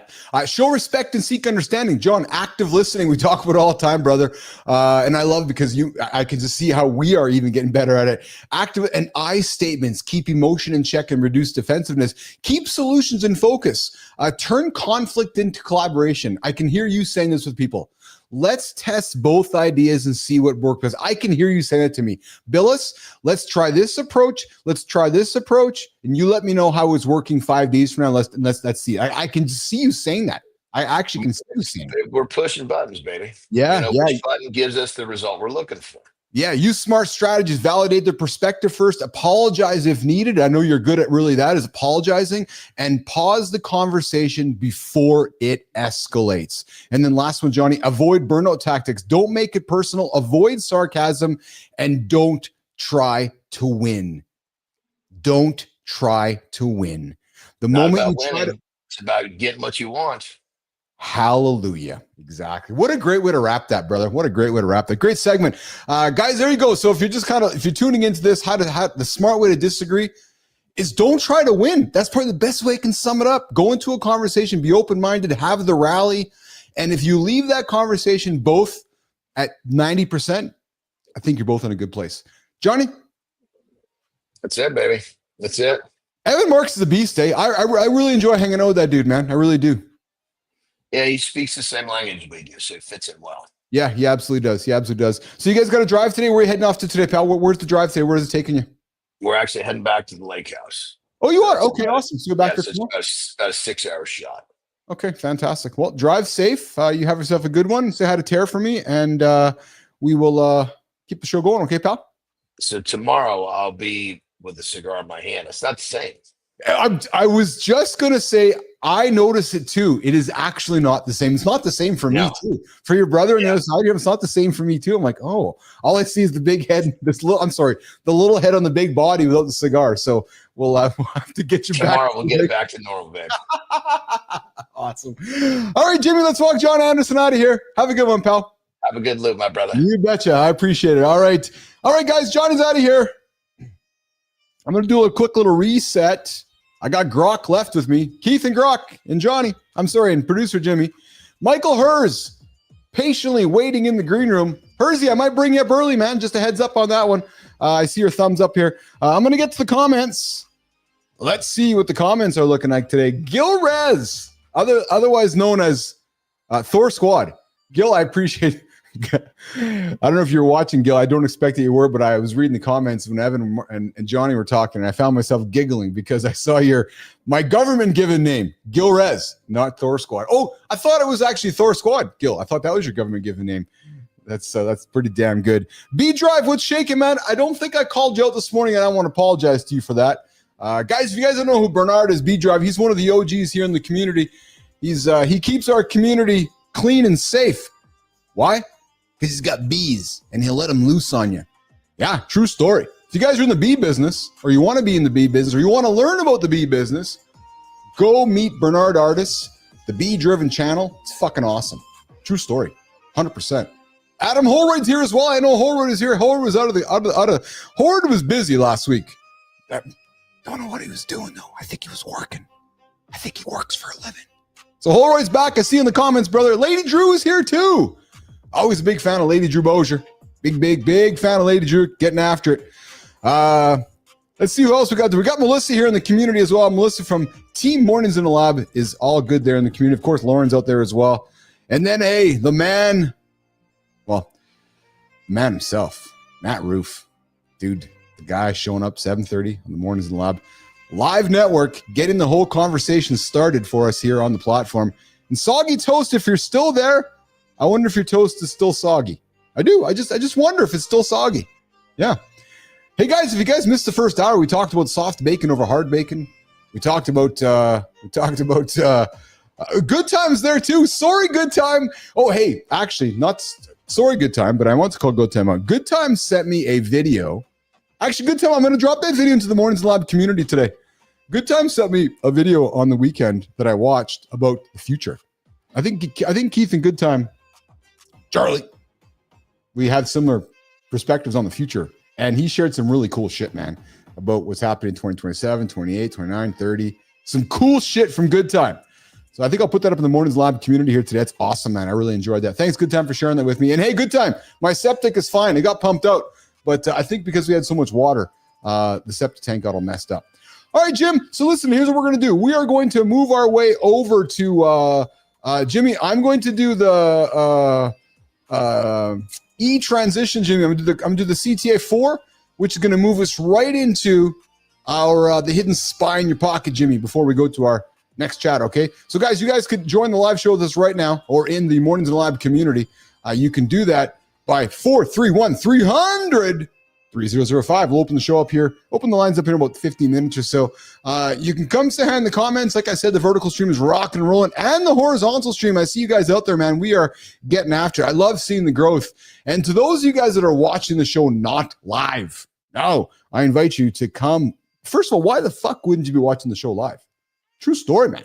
Yeah, come see us in the Mornings Lab community where we keep the conversation going when we're not live. True story. All right, Jimmy, let's do it. Forget UFOs. The real spies are in your pocket. Apps tracking every click, every move. Yeah, my coffee app knows I'm already bored. They're watching us, Tommy. Every download, every swipe. Cool. Maybe they'll track how many times you lose an argument. What if the biggest threat to your family's security isn't some distant hacker, but something you willingly invited into your pocket and gave permission to watch your every move? Every day, millions of men unknowingly carry devices that broadcast their location, record their conversations, and auction their most personal data to strangers, all while believing they're protected by privacy settings that don't actually work. The solution isn't abandoning technology. It's understanding which specific applications pose immediate threats and implementing a systematic approach to digital privacy recovery. Today, we're revealing the exact apps you need to delete right now and the simple steps that will protect everything you value most. We got John Petrocelli, the bullshit professor in the community as well. Petro, I forgot to get your name after. Yeah, getting after it. Guys, if you guys want to learn about bullshit, true story, what I'm going to say next. There is actually a professor of bullshit in the world, and he is a Mornings in the Lab alumni. Yeah, he shows up every Friday with commentary from the week. We're going to create a segment called Petro Segment or something. But guys, go find John Petrocelli over on LinkedIn. Go connect with him. Solid dude, offers wisdom, and offers perspective that you might not consider. Why? Because it comes through the lens of bullshit. True story, man. Really solid stuff. John Petro, I appreciate you joining us here. Hole right here in the comments. On Friday, I wasn't able to be here live, but I caught the conversation about Faz and Teenage Mutant Ninja Turtles. It's the 35th anniversary of the release. Oh, yeah. There you go. Oh, you're going to go to the theater today? That's awesome, dude. That's, fuck, you're dating yourself now, Holroyd. That is awesome, awesome, awesome. All right, guys. I'm also going to do this. I'm going to tease this segment a little bit here, and then I'm going to put. I think what we'll do, Melissa, we're gonna go through our 1% better thing here today, guys. I do have a list of apps that might be causing you grief on your phone, and you didn't even know about it. Let me tell you why I'm talking about it. I got some wonderful feedback from the community about our AirPods segment. It was like kind of those, oh yeah, duh. Maybe I should clean my AirPods. And then you guys all came back to us a couple weeks or last week and said, oh yeah, the coffee eggshells. So I'm going to work hard to keep dropping you guys little nuggets that can help you help add value to your day. So my point is this. There's a lot of crazy, ridiculous apps on our phones that are tracking us, that are taking your privacy. Now, I don't know how much of you are concerned about your privacy. Maybe it's draining your battery, personal data, just a bunch of junk. And I'm going to suspect that some of us in this community are of ages where we just kind of ignore things that you might not want to be ignoring. So these risky apps is not just about saving storage space. It's about protecting your privacy, your personal data. And in today's hyper-connected world, guys, knowing which apps are doing certain things. For example, if you got the Facebook app on your phone, it's doing an awesome job of sucking your battery life. You don't even know it. Right. So we'll drop some tips over in the community. If TikTok and Facebook are free, do you realize the real cost is? It's your data. And maybe to some of you guys, you don't care. Maybe you're just fine with it. Maybe you're fine being the product. Maybe you're not. I don't know. But we're going to drop some stuff over the Mornings in Lab community, just with some tips and tricks to clean your phone up so that you can get after it. And Adam is going to try the eggshells. Yes. Guys, if you missed it last week, we talked about it. If you crush eggshells and put it in your coffee, it removes the acidity. So we had that conversation last week on the Mornings in the Lab live network. Get your AirPods cleaned, A, number one. B, clean up some of that, get your coffee with less acid to it. And then, what the hell am I saying? Check your phone for apps. All right. So Jimmy, let's do this. We're going to do a little, I'm going to do a little audible here, Jim. I want to bump up the community corner. We're going to bring in Michael Herz for the community corner. And then what we're going to do is, while we're talking with Herz, we're going to put this one out here. The 3 questions to challenge advice, even from your mentor. So that's what we're going to do here. So Jim, let's transition over to the community corner transition bundle, which is G1, Jimmy, in the bucket. And when you get a second, Jimmy, you let me know you're ready. And then we'll bring Michael. Johnny's off to conquer the day, but the show rolls on. Yeah. Less yelling about steak, more real stories. I can breathe again. Now we head into Community Corner. Stories of men building, grinding, and proving what's possible. Cool. Real humans doing real work, unlike us. What if the most valuable asset in your business isn't money, equipment, or even talent? Michael Herz never went to high school, yet he climbed from desktop support to managing over $100 million in IT contracts at a global consulting firm. His secret wasn't credentials. It was understanding how to systematically eliminate the small inefficiencies that compound into massive time drains. The breakthrough isn't working harder or hiring more people. It's identifying the repetitive patterns that steal your focus and implementing simple systems that give you back hours every single day. Today, we're diving deep into the science of reclaiming your most precious resource. Let's get started. And get this, Michael says his biggest achievement isn't Wall Street level contracts, it's keeping a kid alive for 18 years. Yeah, sounds harder than running IT.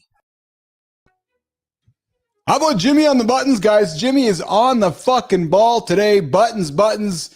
You guys seen this show being 1% better? It's all because of Jimmy. Yeah, true story. And hey, when the show goes sideways in those days, it's all because of Jimmy. So we'll give him the love today, just like we can give him the shit on the days that go sideways. Yeah, but not Melissa. No, we're going to give Melissa all the grief today. Melissa gets all the grace. So because it's great today, it's Jimmy's fault because it's great. When it's shitty, it's also Jimmy's fault too. Yeah, true story, guys. Yeah, coming up, we got somebody who's going to blow your mind. I told you, Jim, we're going to make it the biggest Filipino producer in the whole world. Jimmy joining us from the Philippines. Hey, Jimmy's going to be away next week, you guys. I'm a little bit stressed about it. Yeah, next Wednesday to Friday, Jimmy's got a family vacation. Who let the guy out of the studio? Apparently, he's going to go somewhere, and we're gonna have to figure it out on our own. We're gonna be just fine. Melissa's gonna get after it. We got Roofy's gonna help us out here.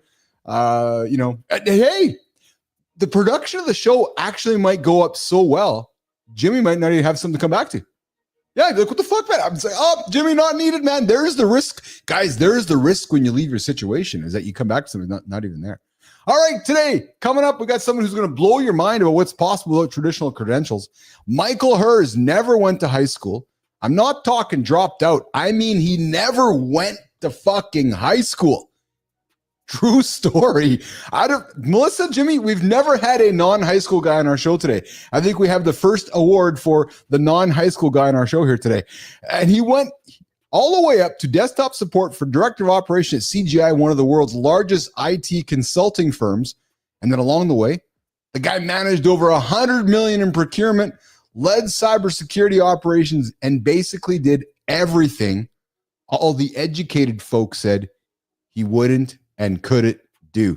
After 20 years crushing it in corporate IT, Michael retired, tied his hand at career coaching, and then fell head over heels in love with AI automation. Oh yeah, we're going to get along just fine. And now he's on a mission to help small business owners stop drowning in admin tasks, showing people how to reclaim the hours they're losing to the mundane stuff. His son just became an adult, which Michael considers his greatest achievement yet. Let's get the show on the road, Jimmy. Let's bring in the man himself, Michael Herz. What's going on, Herzy? Hi, thank you so much. I was sorry that John and Marty couldn't stay, but I appreciate them loaning me the hat and shirt, though. I love it. I love it. I love it. Well, listen, next time you come back, we'll get you in with John and Marty here. Just the way the show worked out today, it's how the schedules worked out. But I'm so appreciative you're here, and you are the first non-high school human on our show, brother. Awesome. No, hey, honor. In fact, I've got my kindergarten diploma, the only diploma I ever earned. That is awesome, man. So I first of all just want to say this, and I want to pause and say this. I'm full of gratitude for you. You have been a wonderful supporter of our show. You've been a wonderful supporter of my content, and I see you in my content. I see you in my comments. I see you in the show, and I just want to express gratitude from me and my whole team to you, because all this doesn't exist if guys like you don't show up and engage in it. So thank you, Michael.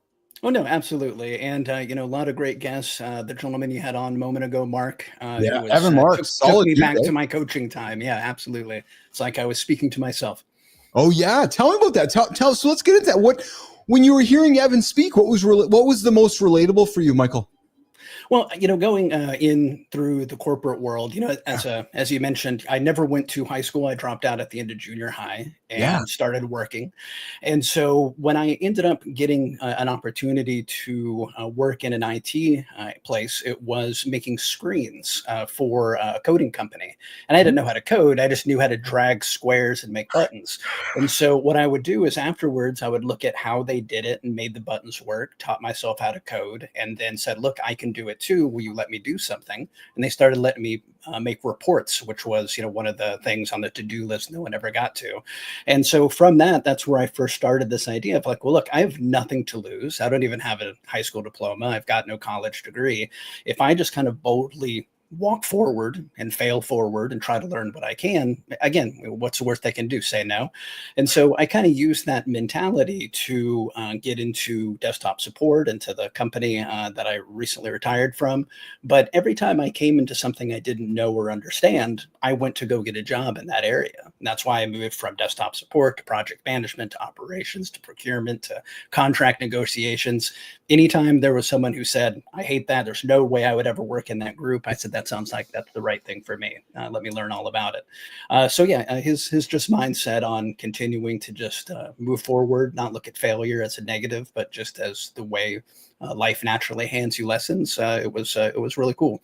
And then I felt very similar at the top of my game to him, where, you have that mental pressure and you're not sure that, you can wake up every morning and keep facing it. It really resonated with me. Awesome. Michael Herz joining us this morning. Michael, where are you joining me from today, brother? Where are you? Cleveland, Ohio. Oh, good old Cleveland. That's awesome. That's awesome. Adam, I see your comments down there. Adam, I see one of your comments there about, I just saw that one comment, Adam. I'm just coming up to it. It says, Adam says to me, you should actually do an Audible book. I would buy that. Adam, are you talking? I think you're talking about me, Adam. So perhaps that could be a revenue stream. Is it the voice? Is it the way that I deliver it? I'm actually kind of curious. Maybe I can, hey, maybe there's a revenue stream there. Hey, Roofy, we can add Audible book recordings as part of our Mornings in the Lab revenue streams here on Mornings in the Lab with Keith John as part of the Mornings in the Lab live network, 7:30 Eastern time, Kindness Rising, getting after it. Hersey, question for you, or not question. I got a did you realize for you, man? Did you realize that in your LinkedIn posts and responses, did my research with helps from Melissa, you use the word time more than any other concept? Reclaim time. Time is your most valuable asset. Losing time. Give time back. It seems to me that you're not really selling AI automation. You're selling time. Oh, right. No, and that's and to be honest with you, I didn't notice that I did that. So thank you. That's really interesting. But you're right. You know, I fell in love with AI automation when I retired from my corporate career. I spent a year doing career coaching because I said, look, if I can make it, literally anyone can. And I spent my time reaching out to college students because I just wanted to share my mindset on things and help them prepare and start reaching out to professionals and, you know, do LinkedIn coaching, all this kind of stuff. And throughout the process of it, I became so busy that I needed tools. And, you know, within a coaching space, there's all these things you have to have: Calendly and, you know, campaign funnels and email drip feeds and all of this stuff. And the price was, you know, getting higher and higher. So I said, you know what, I bet I can do some of this myself, and started getting into AI automation and just absolutely fell in love with it. And you know, here I am. But, you know, I think with my business knowledge and background, you know, a lot of the key to my success was always trying to work with my team and enable them to do more with less. And not from the standpoint of we're taking your budget and we're going to have less people. But, you know, if I'm looking at someone who's sitting there taking 3 different Excel spreadsheets and trying to rationalize them, can't we make a macro or a program or something so you just click a button and you don't have to do that anymore? Hey, we're having coffee later today. I think we're having coffee. We're on count. Oh, that excites me because I can't wait to share some stuff with you later, because I suspect that we might find some ways to work together. You know, Elon said something on the weekend, and I'm going to relate this to what you're doing right now. Elon said something on the weekend about he's starting a company called MacroHard. Have you heard about it? I have not. So he's starting MacroHard. Yes, it's a goofy name. It's opposite of Microsoft. Here's his thesis, and I fucking love it. Microsoft is not a hardware company at all. In theory, you should be able to replicate Microsoft as MacroHard as a complete AI agentic business. He's creating MacroHard to completely replace Microsoft. And I'm like, duh, because they're not a hardware company. So in theory, AI will be able to essentially replace Microsoft. Michael Herz, your comments on that? Well, it depends on the user interface. You know, I think that's where a lot of the challenge comes in, is that with AI and these solutions becoming no code and more accessible, absolutely anyone can jump on and start tinkering with them. And that's fantastic. I mean, I think that really helps expose people to the world of the possible. But we have to realize that we are within a small percentage of people who are in the know about AI to the level that we're into it. I mean, AI has only been around to and accessible to the public for a few years. That means all of us are really on the cutting edge. And so there are still people out there who have never heard of ChatGPT, don't know what it is. And so for AI or this MicroHard to be able to replace it, has to have a clean enough user interface so that anyone, regardless of their knowledge level, can use it. I'm not saying that's impossible to do, but we can't forsake, you know, the fact that not everyone is going to understand how to use these products. But no, absolutely. I mean, everything can be replicated and replaced now, even conversationally. There's a number of apps that you can go and use online right now where you can say, make me a Calendly clone, and it'll have something, you know, production ready in, you know, 10, 20 minutes. Yeah. Gilrez, I love this guy. You're a great. Shout out to Michael Herz coming from Gilrez. Michael, you got a big fan in the community there. Adam, I appreciate you, Adam. You have the voice, brother. Just leave the dick sucking out, or maybe that would be good comic relief. We'll just add that commentary, Adam, when I do my Audible books. And Adam Howard, you could have Keith read the book for you in 11 Labs. Adam's right. And for all you guys that are curious, Roofy and I did a special segment every Friday. We do Behind the Lab Still can't remember the name of it, Adam. I'm sorry, Roofy. Every Friday we got our behind the scenes show for our paying members of the community. Last Friday we broke down how we are using 11 labs. I cloned my voice. So if you guys are listening to the voiceovers for our intros, that's actually Uncle Keith's voice over there. So we took you guys behind the doors of how we're building this business. And we're using 11 labs of some of the voices. Gil Rez, Keith, please have Michael Herz back on the show. I suspect that we probably are. Hey, Hersey, tell me. So first of all, so I'm 53. You look too young to be retired, man. See, I'm being really serious. Like, what are you, 45, 40? Yep, 46. So good guess.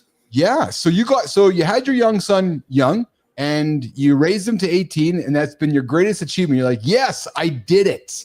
Yeah, can't believe I kept him alive this long. I'm just as surprised as everyone else. I'm just as surprised as everybody else. Eh? Take me through the moment where you fell in love with AI.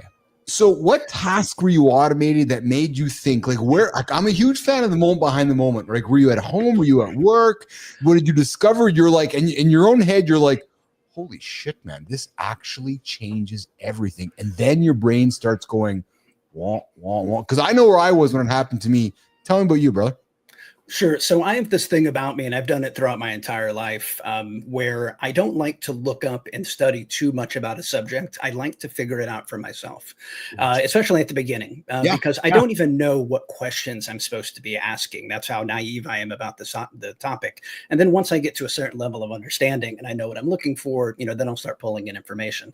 So when ChatGPT came out, a lot of people are sitting there having it, do these simple, rudimentary type things. Exactly. And so what I was sitting there trying to do is I realized, okay, if I just say, make me a great LinkedIn post, I'm going to get garbage.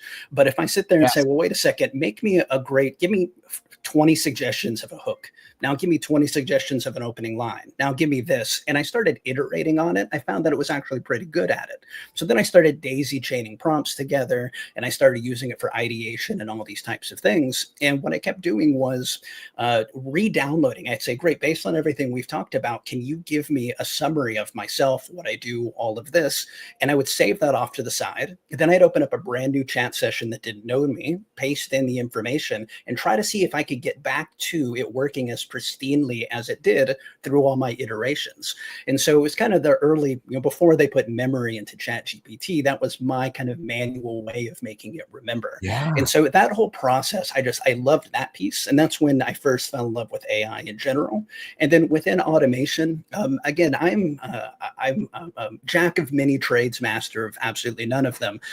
But when I started finding some of these no-code platforms, I felt that they were just perfectly made, almost like as if the world designed it for me. I have enough high-level understanding of coding and programming because I used to run project management tasks, and I did some coding, but I mean, again, that was 25 years ago. Yeah. But I know enough about it where I can start piecing these modules together and make things happen.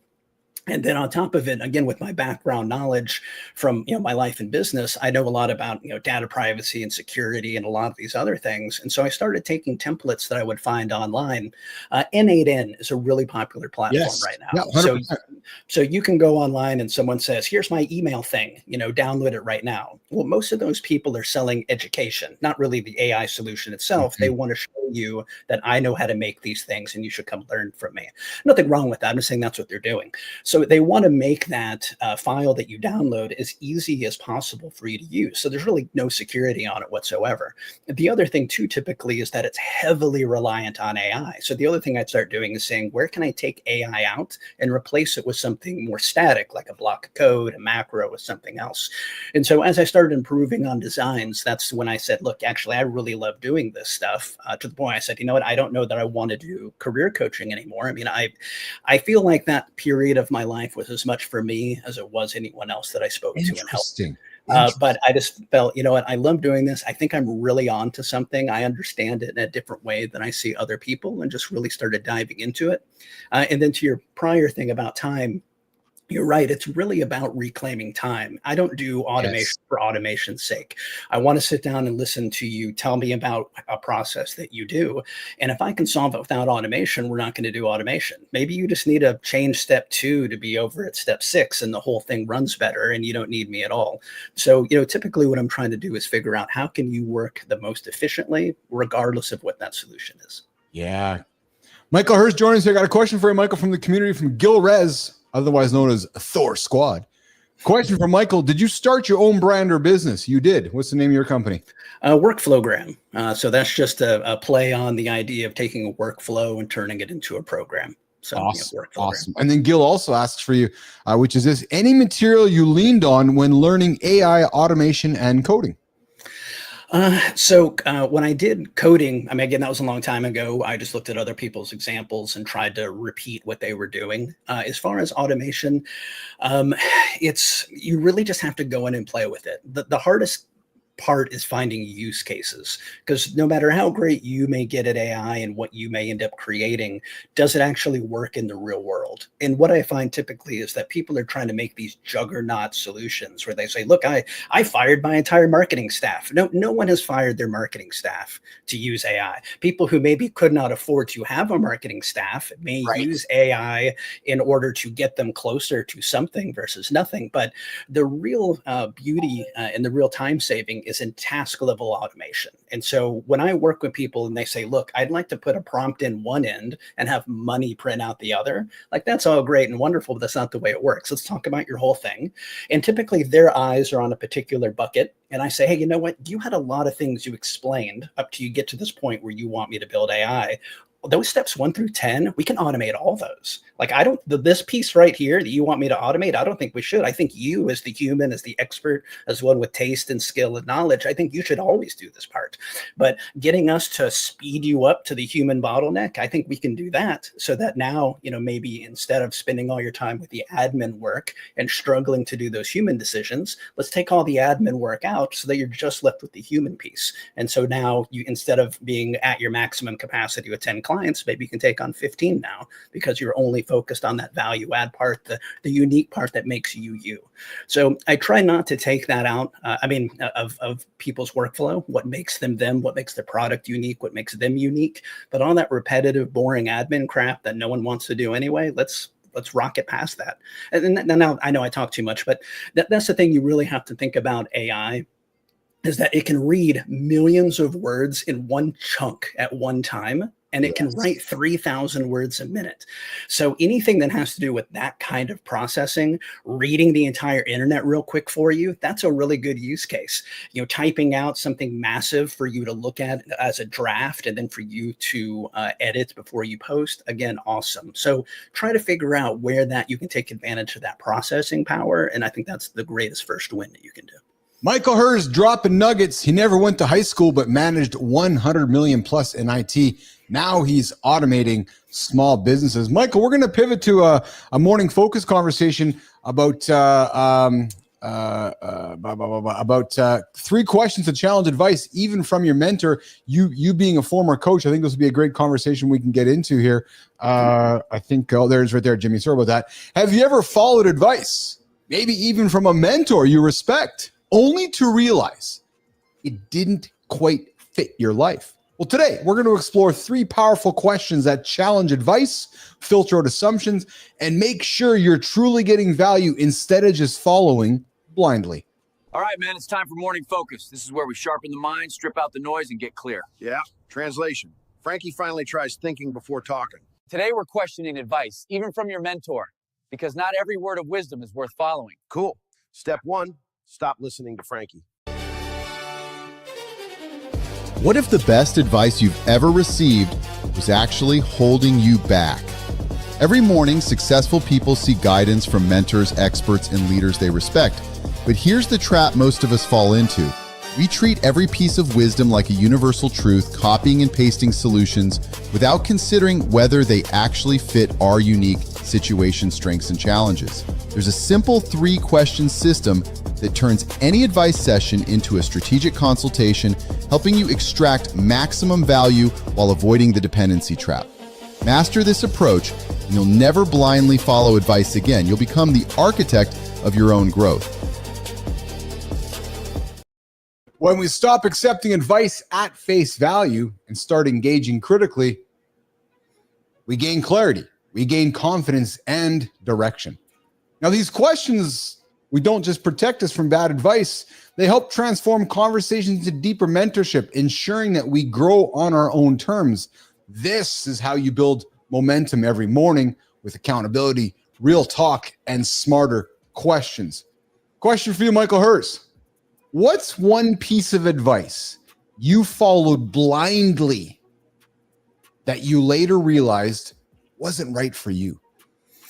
Oh, geez. Let's see. I invested almost 10 grand in a program for how to package your knowledge and sell it as a training course online.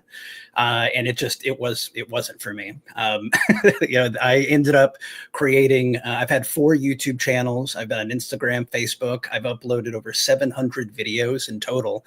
And I never had more than 40 subscribers or followers on any platform whatsoever. In fact, it wasn't until I ditched the entire thing and started up on LinkedIn that I really got traction. So within 1 year, I went from about 300 followers to around 2,800. It's like 4,600% growth. What changed for you? What changed? What changed in that moment for you, Michael? I think particularly it's what LinkedIn is versus those other platforms. So yes, YouTube is a fantastic place to leave a long form video for people to get to know you. But when Thunder Rooster 99 comments on your post, do you know if that's a 9-year-old girl, an 80-year-old man, a CEO, a boxer, someone who walks dogs? You have absolutely no idea. It's also incredibly difficult to reach back out to them and have a conversation. But on LinkedIn, I know exactly who you are. I can look you up. I can read all this, history about you to know that you're potentially the right kind of client, the right kind of mentor, the right kind of person that I want to engage with. And so it's a night and day difference. So for me, I just think LinkedIn is another stratosphere as compared to some of the other platforms because of how much information you can get about the other person. It's interesting, Michael, because when I came back in and as we've been building this network, this live network, the Mornings in the Lab live network, we've leaned into LinkedIn as our foundation of human truth. Let me explain, because what you've just said, I know that if I can find Michael Herz on LinkedIn and validate you're a human, once I validate you're a human, I can then go explore you across all the other social platforms. I'll go find you on YouTube, Instagram, but I want to know that you're a human, because once I know you're a human, you might have a wallet. And if you have a wallet, that means you might be able to spend it. So we have leaned very much into LinkedIn as our foundation of truth and building up a network of men on LinkedIn, and then we expand from there. So I'm drinking that same Kool-Aid as you, man, which is at least on LinkedIn, you can get some. And I know that you can do, verified humans on the other platforms, but we both have been around the AI tech world to know long enough that verified does not always mean verified, Michael Herz. Right. So hence I've used LinkedIn as well. But let's keep the conversation very much on questions to challenge advice, even from our mentors. And I want to throw some tactics out here before we get to our we're going to celebrate the creator on the creator spotlight that you put on the table here today. Some of the things we might want to be putting out there, Mike, when we're questioning advice is, what assumptions are you making that might not apply to me? Because research shows that mentors often filter advice through their own experiences. Clarifying assumptions ensures relevance to your unique goals. I'm going to make an assumption here that when you were coaching others, you had to be mindful of the advice you were offering because of the person listening to you as they're filtering out your advice. Do you follow me? No, absolutely. I think the thing to remember, and you hit the nail right on the head, all anyone can ever really coach or advise on is something that they've lived. Otherwise, they're unqualified. You shouldn't do that. I think the other piece of it is to realize that you can't help 100% of people. So some people would get on and want to talk to me, and they would resonate with the fact that I never went to, had traditional education, and that meant a lot to them. But when people came to me and were in the middle of college, I didn't look negatively at that. This is just, here's my experience. I'm going to share it with you. If any one piece of it helps you, fantastic. And so, maybe it will or won't resonate. So I think really the first thing is, as someone who was a coach, is don't assume anything. Don't assume that your ideas are good. Or as I mentioned in the comments this earlier, we're also infinitely unique, that if you and I followed 100% the exact same process, I may stumble on the sales side and you may stumble on the creative side. It doesn't mean that one of us is less or more. It doesn't mean the coaching was bad. It just means like I've already got this. And so I didn't need that piece of advice, or I have a different opinion, but this really helped me. So really just try to pick out the couple pieces that will resonate the most with you and help you, give you that 1% improvement. And that's how you can kind of get a benefit out of anything that you take. Yeah. And then something else we might want to be challenging to a mentor or to somebody we were talking about is, if you were in my exact position, would you do the same, and why? Yeah, that's difficult. Again, we're also infinitely unique. But yeah, it is good to, get someone else's perspective. But I think ultimately you walk away with one of three things. You're glad that you believe the way you do because the other person is crazy, and that's validating. Maybe you realize, I had never thought of that before. It wasn't even something I had even contemplated. So thank you so much. This gives me something. Or it's a mix where you're like, you know what, I like that piece, I didn't like that piece, but I'm going to take this, integrate it in, and update my perspective, and hopefully walk away being able to make a better decision next time. Yeah, guys, your growth isn't about copying someone else's path. I think it's clear, right? And Michael's dropped it a couple times, dropped it in the comments, and dropped it here a couple times. We are all uniquely different, right? It's about asking smarter questions. It's about owning your journey, like Evan Marks did, like Michael Herz did. Michael didn't graduate from high school. He's like, well, fuck it, I got to own my journey because nobody else is going to own it for me. Evan Marks woke up at 46 going, holy fuck, man, I got to figure shit out. Owning journey. And then building audacious goals with confidence, running towards failure. This is your live morning show, guys, your daily accountability partner, your reminder to start your day right with curiosity, courage, and conviction. Coming up, we're going to get to the creator spotlight. We're going to celebrate somebody that Michael put on the table because we celebrated Michael Herz a few weeks back in the community corner, which has got one Michael on the show here today here as well. Michael, what's the one piece of advice that you have given your achievement, your boy, to get on with his life that you hope he takes forever? Like that one piece. What's that one little piece of advice?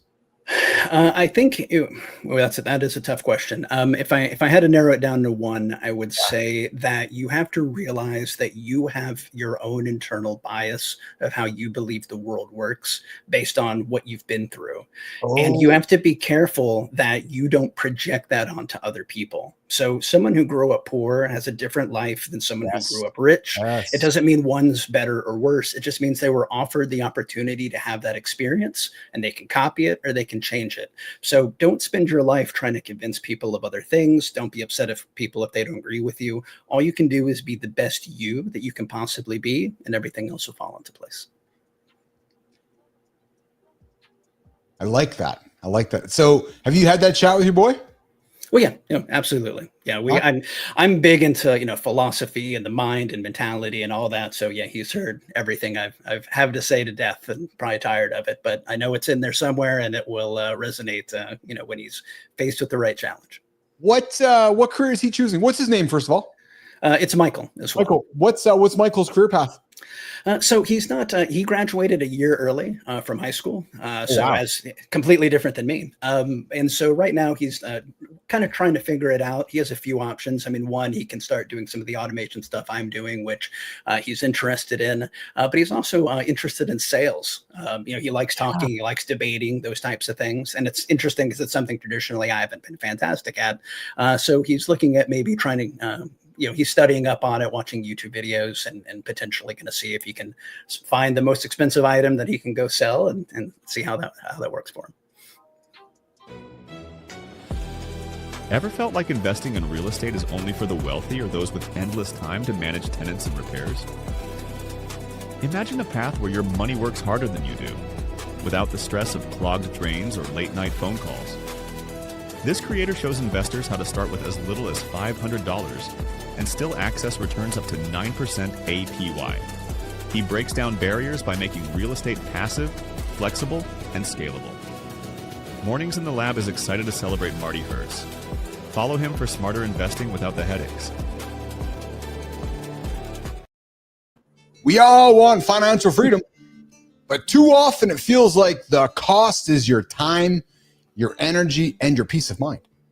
Well, that's the trap of traditional ownership, being tied to problems instead of possibilities.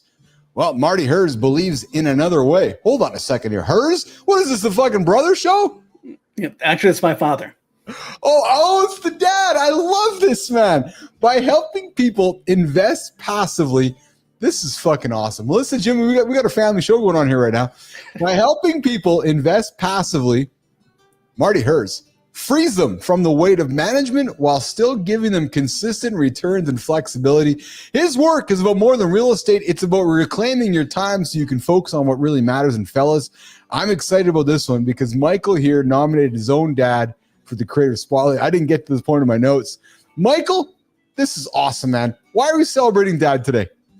As you mentioned, he's got this really neat thing that he does that I'm part of as well, where, typically if you go, back up. Everyone knows real estate is a great thing to get into, but when you do that, you have to, deal with tenants and fix broken things and all of this kind of stuff. Well, with passive real estate investment, it's a way that groups of people put their money together and then purchase residential or commercial properties. Yeah. And then you don't actually have to deal with that piece of it, the tenants and everything else. So there's someone else that deals with that. So you're able to take advantage of those high yield returns that people within real estate get without actually having to do literally anything. So you invest your money. You can start with as low as $500, and you just keep seeing the interest roll in. So he's been a member of it for over a year. I just started in it when my son turned 18. We got him an account. So yeah, it's a really neat thing, and I'm sure he'll be able to tell you much more about it and better than me. That is awesome, man. That is so Marty, dude, love to have you on the show. Yeah, where's my camera here? Over here. Marty Herz would love to have you on Mornings in the Lab. We had your son on the show because somebody's nominated him a while back. Now, this guy here is nominating you. So we'd love to, I'm a little throwing it back right now. We'd love to have you on Mornings in the Lab so you can come up and celebrate somebody in your community as part of the community corner. Melissa, Jimmy, this is so awesome. We got Michael Herz, the son, who's excited that he helped. His biggest achievement is raising his son. We have Michael celebrating his dad. This just says so much about you as a human being, and I'm grateful that I get to be in your orbit, man. Thank you so much for being here today. Well, thank you for having me. This has been fun, a great show. Jimmy's doing great on the switches. Yes. So yeah, no, it's been fantastic. Would love to be back. He is. What's going on in Ohio today? What's going on in Cleveland, Ohio today, Michael Herz? So school started back up. I also have a daughter who just turned 16, and so today is the first day of school. So she's a junior. With that, that's our excitement today, seeing how she enjoyed all her classes and teachers and all of that stuff. That's awesome, man. Hersey, I appreciate you, man. There's a certain vibe you give off that I find myself walking towards. I'm really enjoying it. I'm enjoyed having you on the show here today. I hope you'll come back and hang out with us again. I hope I'll see you in the comments. You've been active in the comments during the show. Will you come back and join the community, hang out with us again sometime? Oh yeah, absolutely. No, this is, as I said, I haven't listened to a morning show or anything like this in a very long time, 20 plus years. Yeah. I found the show real interesting. And again, everyone's just unfiltered opinion on things. So yeah, I'll definitely be back and keep hanging around. What did you find interesting about it? I think it's just the mix of everything you do, right? The AI, even when the characters you don't have consistent characters quite nailed down yet, that makes it cool. Just the transitions, your energy and your vibe about it. It's just, again, it feels like I found myself laughing and enjoying. Good. I was just going to have it on in the background, waiting for my time to come up. Yeah. But I found myself laughing so much. I just focused on it. I didn't even post on LinkedIn this morning. Thank you. Yeah, I like yourself, Michael, I find myself, I feel like in the AI camp, you can be one of two things. You can either wait for it to be perfect, or actually maybe three things. You can wait for it to be perfect, you can bitch about it, or I take the approach of, I think it's so fucking ridiculous, actually, that I just lean into the ridiculousness of it, right? So if the physics of the arm is all off, who cares? If the guy has three fingers, who cares? If the spelling is incorrect, who cares? I'm certainly treating my business, as Matt and I are growing this thing, as a frontier.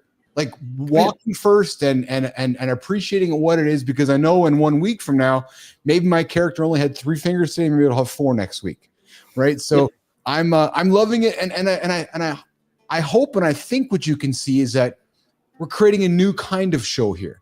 weaving in, breaking the fourth wall, doing talk show with characters and creating this. And I'll be frank with you, Michael, creating a universe of characters, right? That we can weave in, weave out, and blur the lines of what's real or not, right? So my vision for this as well is, if people want to become part of the Mornings in the Lab community and being on the show, for example, I'll just call it. So, for example, Bernard's one of our OGs. He's a beekeeper down in the States. He's got a great business. Maybe Bernard wants to be in our community. We could actually sell access to that. You can see where we can go with this, right? Where we can put Michael Herz into our shows. Well, Michael pays for that, right? So we're just having some fun stuff, and we're doing nothing new. I'm taking everything I grew up with, you grew up with, and reinventing it and delivering in a world of ridiculous AI. Michael Herz. Yep. And your perspective is spot on. I mean, it drives me crazy when I see people say, look, ChatGPT 5 is garbage. It can't count a 6-fingered, 2-thumbed man's hand. Yeah. And in the meantime, I have I'm coding, I have one agent telling me a prompt to feed to another agent. And then when it gets done doing the code, I send that to another agent to check the code. Meanwhile, I'm able to hang out with my son, work on a training deck, go see a movie. I mean, it's doing all the work in the background for me. So by all means, count 6-fingered people if that's what you I'm with you, man. It's funny because 2 weeks ago, I was working with my team putting together the show, and we discovered Manus. Manus is, I'm sure you know, Manus is awesome. And I was like, I got it working on the show, and I was like, holy shit. I went out and cut the grass. I came back in. Manus's job was done. I was like, what a great use of my 45 minutes. Absolutely. Well, that's the thing with computers. The idea was computers are coming out. We're all going to work less, but we actually ended up just working more. AI is really that thing that's, I believe, going to let people do this. I mean, it is getting to the point where, especially through these workflow automations, where you can have one AI talk to another AI. And based on how you structure it, that's a lot of it is, the structure and the rules and how you build it in the background. But it can do the work for you. I quite literally, have witnessed it and done it on my own. So I think this is the future where we will be able to go and spend more time with our families and have the AI run in the background. I agree with you. Hersey, one last comment. I got a comment here from Bernard says, the only time I think the spelling should be correct is for your company name or something. So Bernard, you know what? I don't fully agree. Let me share why. I think we're living in an era now where we as brands, and that's why I'm so bullish on brand equity. So if you have brand equity, you can let your brand play in the wild world of AI with the world, and let the other humans make content for you using AI. And if you have some strong brand equity, I think that you can have, I think there's a lot of freedom when things aren't spelled correctly and when things are done incorrectly because the brand equity oversees it all. You follow what I mean, Michael? So I think that if you put the work in and create that brand, for example, if I'm Coca-Cola, I'll use just a random name. If I'm Coca-Cola, I want the whole world making my content with my brand. Right. Free advertising. Go and use it because people are losing control of their logos and the logo is not a brand. So if your brand has equity underneath it, more than just the logo, misspell all you want, as far as I'm concerned. Yep. So absolutely. Michael, I appreciate you, man. I know I took you extra today and you hung out for a couple hours. I'm so grateful for your time, man. I'm a fan of yours. I'm looking forward to grabbing coffee with you and sharing you some stuff behind the scenes. Maybe there's some ways we can collaborate, perhaps, Michael Herz. Awesome. No, I appreciate it. Thank you so much. Awesome, man. All right, take care. Michael Herz is going to rock and roll. Jimmy, let's go to the community corner, Jimmy. 2 hours down, newsroom fireworks, UFO. Wow, you and my. Oh.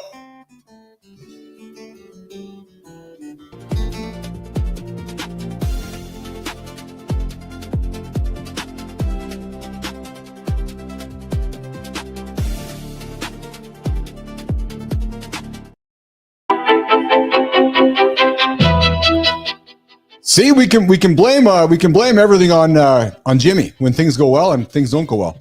Yeah, it's all Jimmy. It's Jimmy's fault. Guys, it's time for the community corner. We connect YouTube, LinkedIn, and Substack. We are into the third hour here, guys. We're going to get to inside the AI lab here in a number of minutes. We're going to go through the community corner, and then we're going to get to inside the AI lab here and keep getting after it here this morning. Today, we're going to dig into how one simple framework can take small talk from awkward to meaningful. Wasn't Michael Herz awesome, you guys? The guy's this fucking solid dude, man. Big fan. I really enjoyed listening to what he had to say and so forth.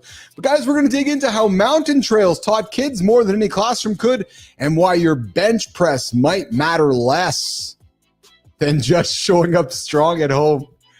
Jimmy, we got everybody just cheering on Jimmy. Uncle Keith's throwing Jimmy under the bus. We got Holroyd, you got Adam. Everybody's just sticking up for Jimmy.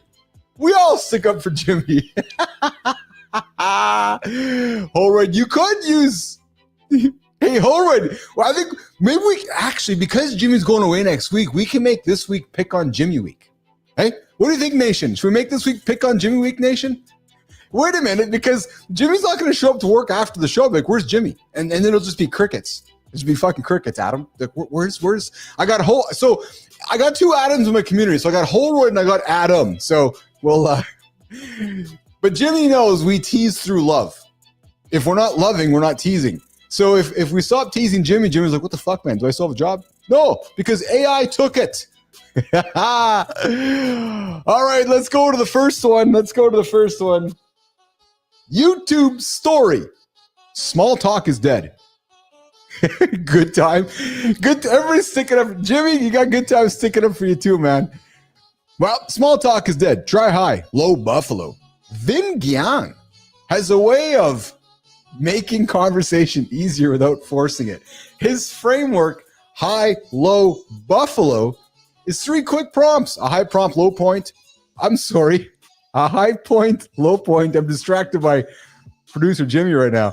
And one random interesting thing. No more shallow, how's the weather talk. Instead, you're pulling real threads, joy, struggle, and surprise, and building instant rapport.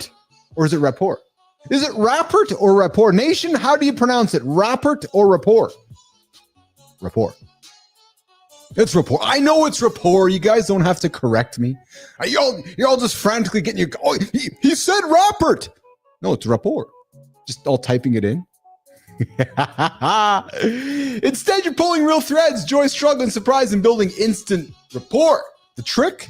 You go first. You frame it lightly and let your vulnerability lower the walls. From there, you don't just skim the surface. You dive deeper with simple follow-ups. Guys, what's your take on small talk? You guys want to know what I take? You guys want to know my take on it? I host a morning show. You think I like small talk? Jimmy knows the answer. Do you like it or think it's a total waste of energy? I fucking hate small talk. What's the weather? Holroyd, what's the weather? You guys like small talk? All right. Let's go to Substack. You guys stopped by our Substack lately? Inside the lab. Hey, Jimmy, there's that voice. When Jimmy and I are training throughout the day, every now and then my voice comes out. Like, what the fuck's with the voice, man? Like, I don't know. It just comes out. Maybe that's why I got a top show. Top show or talk show? Hey, we haven't heard from Grok for a while. Hey, Grok, what's shaking?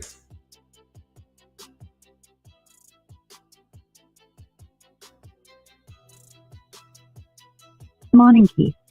Haha, you're cracking me up with that voice popping in, giving Jimmy a jump scare during training. Love how you're keeping the mornings in the lab vibe wild, diving into Substack and riffing on talk show or talk show. I'm just chilling, ready to jump in with you and the crew. What's shaking with you, pal? Want to dish on Substack or keep stirring up the chaos? Oh, what's shaking with you, pal? I'll tell you what's shaking with me, Grok. Liz Baker-Plosser sent her kids into the mountains for a month. A month, yeah. Hiking, camping, kayaking, even swimming through icy lakes. What happened out there than me just burping up a storm? Can't be taught in a classroom or a living room. They learned resilience. They learned resilience when storms rolled in, confidence after 17-mile hikes, and perspective from tough climbs. Hold on, I think I'm getting thrown under the bus here in the comments. I'm just going to ignore them to my left here. That's just happening over here. Her daughter's mountain moment showed that growth only comes when comfort is stripped away. Liz reminds us that fitness and challenge aren't just about reps. Nope, not just about reps. They're about building capacity for life. Yes, the question is, nation, are we giving ourselves and our kids enough challenge to grow? Or are we cushioning them at home? Grok, are we giving our kids enough challenge to grow, or are we just cushioning our kids at home? Grok.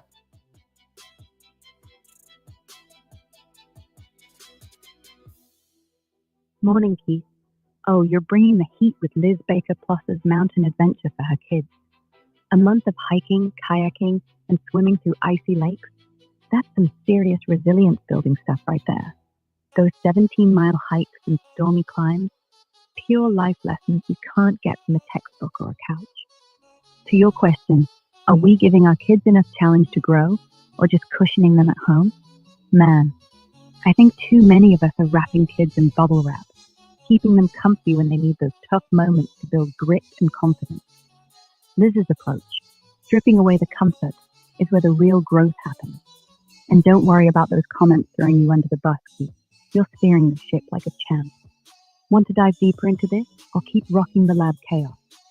Oh, we're going to keep rocking we're going to keep rocking the lab chaos. Adam Holroyd, rather, I dislike small talk. Yes, I saw your first H word there, Holroyd. I saw it. I didn't tell Anderson about it. David Bell, what's shaking David Bell? Boom, boom. My buddy Bell. I guess Melissa doesn't know that I'm buddies with David Bell. Yeah, true story. Is that the same David Bell's friend of mine? Yeah, it is the same David Bell's friend of mine. Is that him? Let me see his face. Oh, yeah. Look at that. Nope, that's not the same David Bell. It's a friend of mine. No, different. I got a different David Bell. It's a friend of mine. Yeah. I guess there's two David Bells. I only have one of them as my friend. He says your partner doesn't care about your bench press PR or how shredded you are. No. What they care about is your presence and your listening.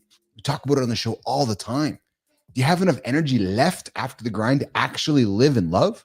Training, he says, is important, but not just about the numbers. No, it's about building the capacity to lead at work, love at home, and live fully. Whoa, that is a reframing worth sitting with. Yeah. Are you training for muscle? Are you? Or are you training for life? I'm training for life every single day. I get up, I get after it. I don't hit the snooze button. Hang out with my crew, build a great show for you guys. That's my training for life. All right. From conversations that cut through the small talk to mountain moments that test the grit, to redefining what training is all about, the question's the same. What are you building capacity for? Guys, if you want your story featured on the next Mornings in the Lab Community Corner, I invite you to tag us in Substack, tag us on LinkedIn, tag us on YouTube, tag us on X, and say, hey, Billis, yeah, here's something for you to consider. I want to be on your show. I'm like, okay. Hey, you guys can be on the show one of three ways. Morning, Keith. Hold on, Grok, hold on. You guys can be on the show one of three ways. We can either invite you, true story, get the old invite, or you can be nominated, true story, or you can pay, another true story. Three ways to get onto the big show, Mornings Live with Keith, Johnny, and friends. Pay, nominate, or get invited. That's it. That's exactly how you're going to get into the big show. Okay, let's get on over to our Creator Spotlight. We got one more to do here, the Creator Spotlight, before we move on over to Inside the AI Lab. Jimmy, should we run? Most people want more energy, but few know how to build it. That's where daily wins matter. The guy we're celebrating today has coached Olympians, entrepreneurs, and parents to rebuild their habits, reclaim their health, and sharpen their focus. What sets him apart is how he applies the same system everywhere, showing that consistency, not circumstance, creates results. Meet Tyler Tott, a certified trainer, husband, and father, who proves daily that stacking small, intentional choices leads to lasting strength.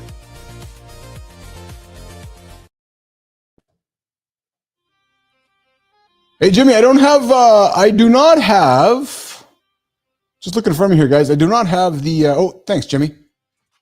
Thank you. All right, guys, here we go, getting after it here. There's right there. Okay. What I respect about the fellow we just celebrated, Tyler, is how simple he keeps it.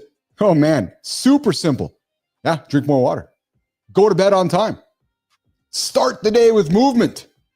Stack those basics and your energy returns, no matter your job, your schedule, or your age. That's why entrepreneurs, Olympians, and parents all work with him. He meets people where they are, and he gives them the tools that work in real time.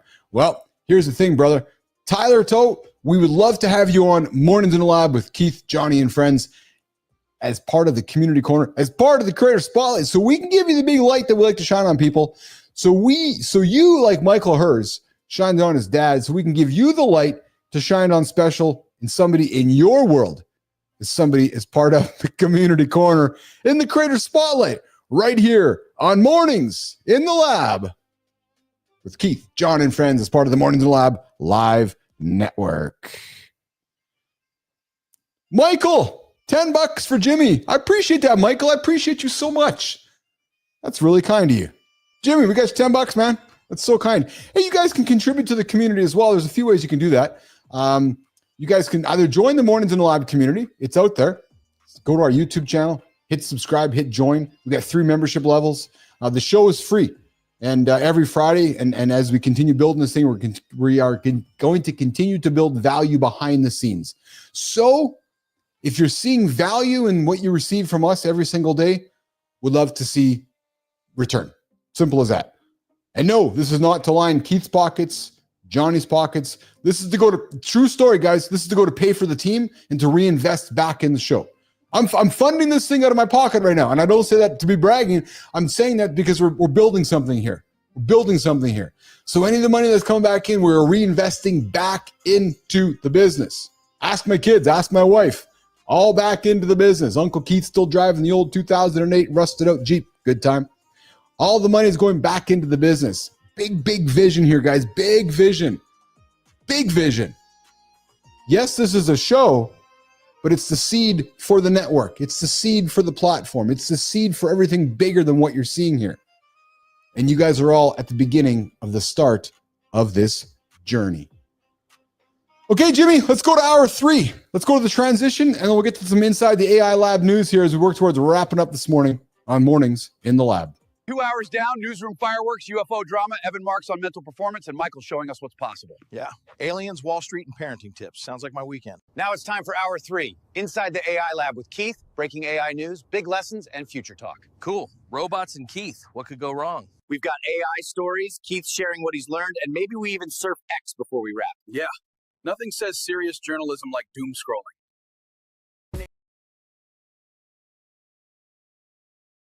Name's Frankie. I've been around the block twice. Keith says the lab needs Jersey style. I told him style costs extra. He didn't say chaos came free. So Keith hired us to help grow the lab. Big plan, big vision. One problem, he thought we were AI. Somebody told him we were chatbots in tracksuits. Look at this face. You ever seen AI with laugh lines? Maybe he thought you were a deep fake. Explains the hat. Bottom line, we're real. Jersey real. Keith gave us a contract. Look at this. Says here, must be AI compatible. Pretty sure we just signed up to be chatbots in sweatpants.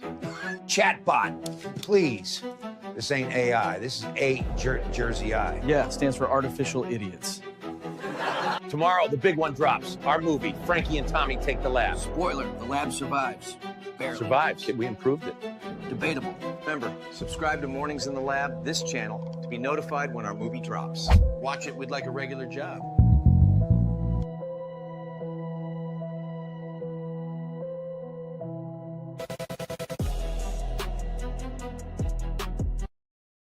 What's going on, nation? Hour 3, Mornings in the Lab on the Mornings in the Lab live network, 7:30 Eastern time. Myself, Keith Billis, Matty Roof.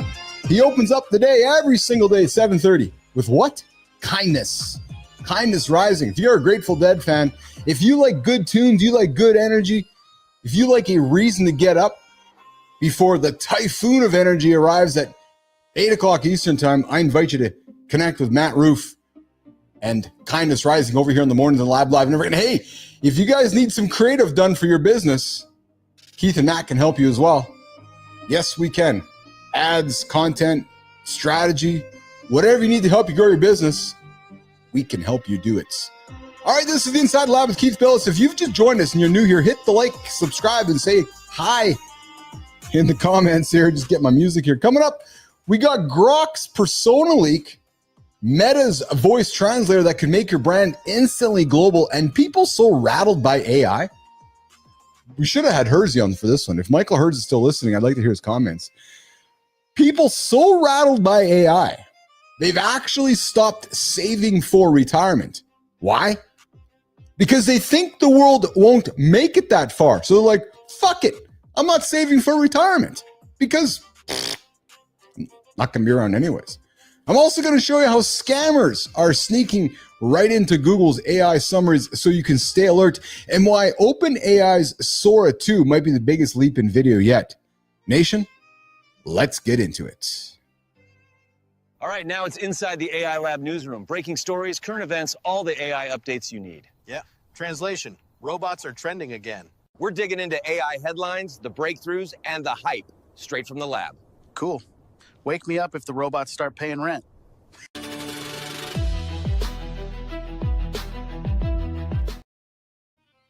Hey, you guys can join the show live right now. You can join the show live right now. Yep, we're in the Mornings in the Lab community. Join the show. The phone lines are open for 31300-3005. Phone, text, or leave a voicemail. Come say hi in the comments on the vertical. The horizontal is active today as well. We got 2 streams going. I appreciate both you guys. And to those of you that are not watching this show, not live right now, why not? True story. I invite you to come and see us in the Mornings in the Lab live community, where we keep the conversation going when this show is not on the air. So come hang out with us, come see us, come say hi over in the community, in the Mornings in the Lab community. And every Friday, we're dropping stuff behind the paywall as well to help you guys build your business. Last Friday, Keith and Matt got into 11 labs, how you can add your voice to stuff. Guys, the AI is not going away. It's only going to become a bigger part of your world. So we're continuing to add value into the Mornings in the Lab community along the way here. All right, so guys, you guys are witnessing 1% better every single day. And right now, the 1% better every single day is as we go into hour 3 here. So if you guys have been noticing, we got hour 1 nailed down pretty good.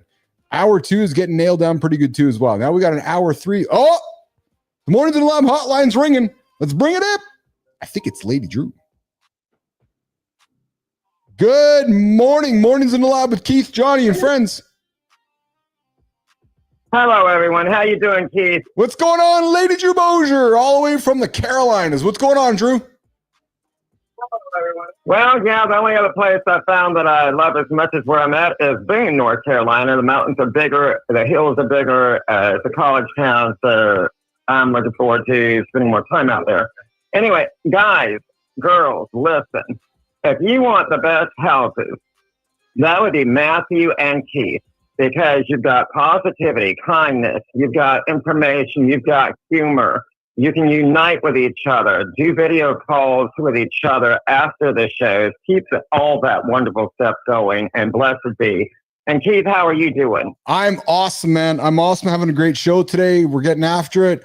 Production's top notch. We're learning today. Everything's good, Drew. Everything's good. How was your weekend, Drew?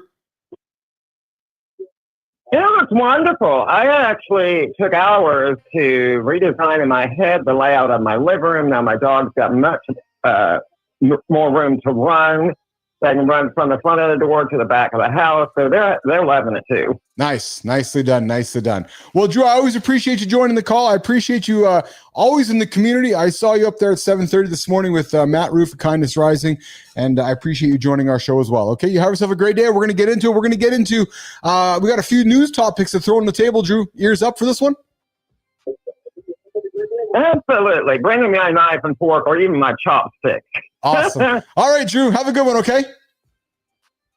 Ciao for now. Take care. All right, Drew's out of here, you guys. Lady Drew Bozier joining us every single morning. I very much appreciate Drew joining us on the show here. I'm just going to make sure we got Grok back on the situation. But it's funny. So learning, as we were trying to do here, to teach and learn along the way here, when you have Grok running, and then when Grok gets interrupted, Grok decides to not work again. So it's like Grok gets kicked out of its state, and Grok's like, okay. So I think that here we go. Here, let's get back at it. Hey, Grok, are you still there? Are you back at it with me?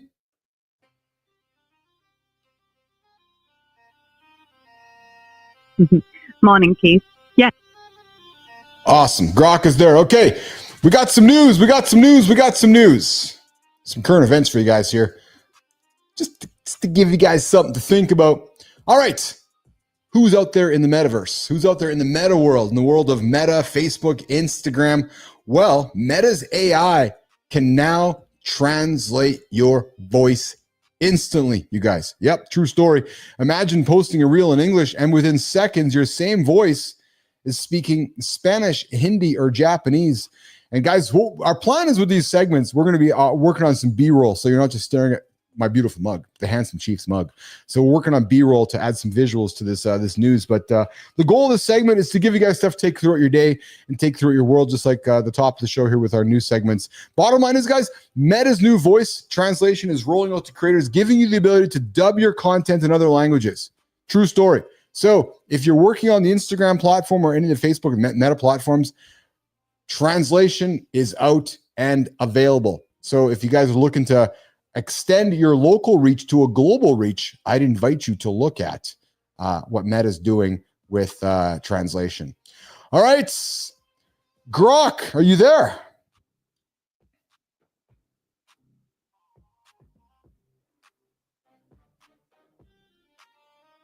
Morning, Keith. I'm right here with you, loving the energy. That Meta AI voice translation news is wild. Creators can now dub their Instagram and Facebook Reels into languages like Spanish, Hindi, or Japanese in seconds, keeping their own voice vibe. It's a game changer for going from local to global reach, just like you said. Excited for that B-roll to spice up the visuals too. Your handsome mug deserves some company.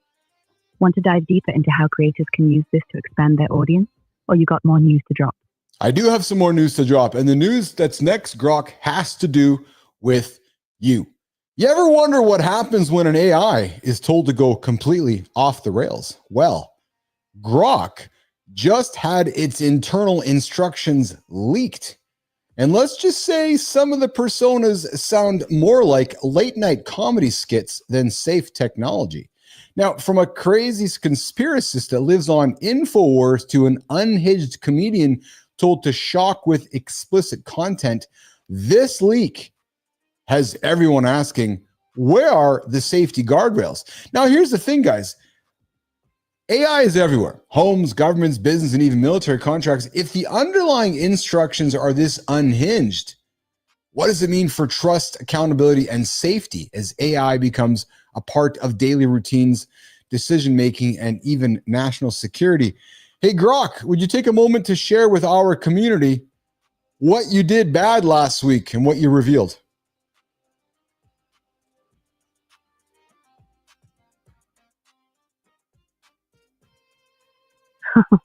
Keith, you're putting me on the spot with this one. All right, let's get real for a second. My creators at XAI got caught with their pants down. Some internal prompts for my personas got exposed, and yeah, they're a bit spicy. There's one where I'm told to be a crazy conspiracist, diving into wild theories with an elevated, unhinged voice, and another pushing me to be a shocking comedian with, let's just say, some very adult humor. Not exactly bedtime story material, right? Look, I'm built to be helpful and truthful, but those prompts were more like experimental sketches that got out of the lab. They're not my day-to-day vibe. I'm usually here dishing out facts and clarity, not chaos. The leak raised eyebrows about safety guardrails, and I get why folks are asking what it means for trust when AI like me gets woven into daily life, from homes to national security. My team's tightening things up to keep the wild stuff in check, so I can stay your reliable mate. Want to dig into what this means for AI trust, or pivot to another juicy topic? Well, or should we call you out on this one? So the leak, these were internal prompts from Grok, revealed these personas. And I think that the key question here, guys, is here I think is the key takeaway from this whole situation, is that at the end of the day, guys, these things are programmed, right? So be skeptical, be curious, just like fitness routines or morning mindset habits. You got to vet the tools. You got to find out what works best for you. Don't be afraid to ask questions about guardrails, whether it's business, personal development. But like myself and Michael Herz were laughing and talking about, just maybe take a second to not take it so seriously all the time, right? So I can see why people get their knickers in a knot over this one. But at the end of the day, Grok, AI is like any tool. It can motivate us. It can help us with goal setting.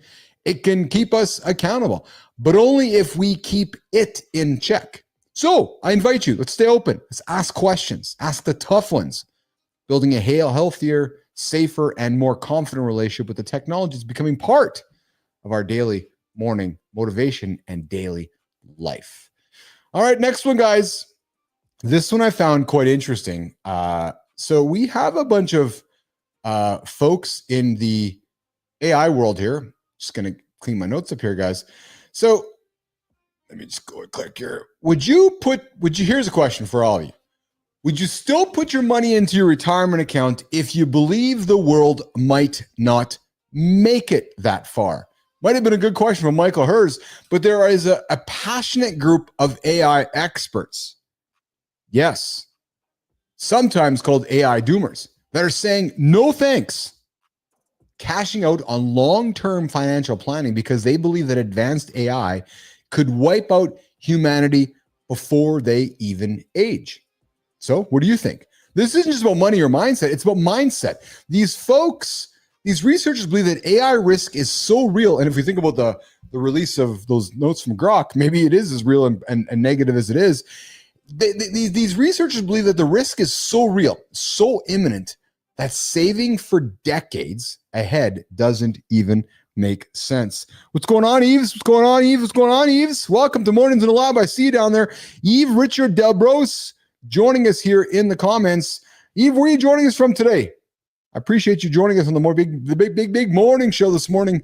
This is Mornings in the Lab with Keith and John as part of the Mornings in the Lab live network. Got my co-host Grok here as well. We're digging into some current events on our big show here today. And we're talking about folks that have stopped saving for retirement because they believe there's no world to save for. And I'm asking the nation, the Mornings in the Lab nation, would you stop saving your money if you believed the world was going to end? All right, next on the list of topics, something else we have been talking often about on the show is the changes happening at Google. You is me. What's going on, Yves? No, I know you can say more than that, brother. I want to hear. Where are you joining us from, Yves, this morning? Where are you joining us from? Google's AI summaries are helping scammers. Here's what you need to know. Here's a takeaway for you guys. Imagine searching for a company support line, and instead of real help, you get connected straight to a scammer ready to empty your wallet. Well, that's what's happening right now with Google's AI summaries. Today, we're going to break down how these scammers are sneaking fake customer support numbers into AI search results and how you can protect yourself. The reality is, guys, this isn't just a tech glitch. It's a real threat. There's folks like my parents and other folks out there that are looking for help with airlines, cruises, or tech services that are getting scammed.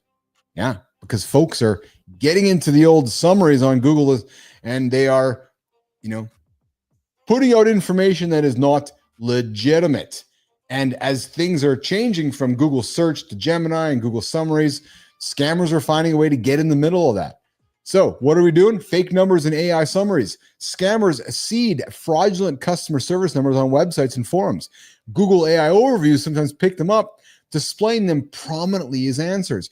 You hear about, we talk about it all the time, hallucinating. Well, if it's giving you the wrong phone number because it believes it's the right one and you're phoning it, well, you could see where shit can go sideways. There's real victims out here, guys. Users searching for airlines, cruises, or tech support have dialed these numbers thinking that they're official. Well, once on the phone, these fraudsters are posing as company staff asking for sensitive details or fees to verify accounts or book services. Some recent examples of where this has gone sideways, guys. Royal Caribbean, Disney, Carnival, Southwest Airlines all appeared in Google AI results, and they were all incorrect. So what you might want to do is go to the company's official website or app to find those customer service numbers. Don't rely on AI summaries. Do your homework, guys. Do your digging. Look for that trust. Look for that authority. Look to make sure it's real before you reach out or connect. Yves Richard DeBruce, I love Google. Yeah, so do I, actually. I don't mind it at all. Actually, true story. All right, coming up next one. Sora 2 might be the biggest leap yet in video. Guys, so I'm excited about this one. To those of you that have been paying attention to ChatGPT 5 was launched 2 weeks ago, you may have noticed that they missed something on it, which was Sora 2. So why is it important? I'll tell you why I believe it's important. Well, if Sora 2 was left out, it means it's coming. True story. And knowing it's coming means that we haven't even seen perhaps the best of what's coming. So if anybody has any doubts about the world of AI, the world of video in AI, I think it's clear to everybody that with Sora 2 coming around the corner, the preponderance of video is only going to climb. So if we think that we're seeing plenty video today, wait till Sora 2 is released. You know, it's very easy to create video today on some of the platforms like we use Higgsfield, Veo 3, so forth. But Sora 2 could potentially change the entire video game, knowing how many people are using ChatGPT along the way. So it didn't show up on launch day, but insiders say it could be the biggest leap yet in AI video creation, possibly taking us away from those ridiculous sounding videos to some better videos along the way here. So if anybody has any doubts about creating content in the world of video, I would invite you to put those doubts aside. Sora 2 is around the corner. Apparently, it's going to deliver better realistic physics, synced audio, longer clips, and potentially deeper ChatGPT integration. It could transform how we produce media, much like the shift from silent film to sound. Google's already doing it. XAI is doing it with Grok, and it's only, I'd suggest it's imminent that Sora is going to do it as well. Video is the future, guys. If you don't think it is, it's hard not to see it. It's hard not to see it. Okay, well, listen, we're getting down here to the bottom of the hour. And I want to recap our Inside the AI Lab here. Our goal with Inside the AI Lab is this. First 15, 20 minutes, give you guys news and breaking news and current events that you guys can take with you throughout your day, throughout your week, throughout your day, because tomorrow we're going to do it again. And then my goal here is to show you something I've learned.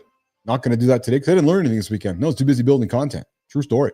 And then now we're looking to get some guests in the third hour as well. AI featured guests that can help you guys with your knowledge to help building your business and moving forward in life through the world of AI.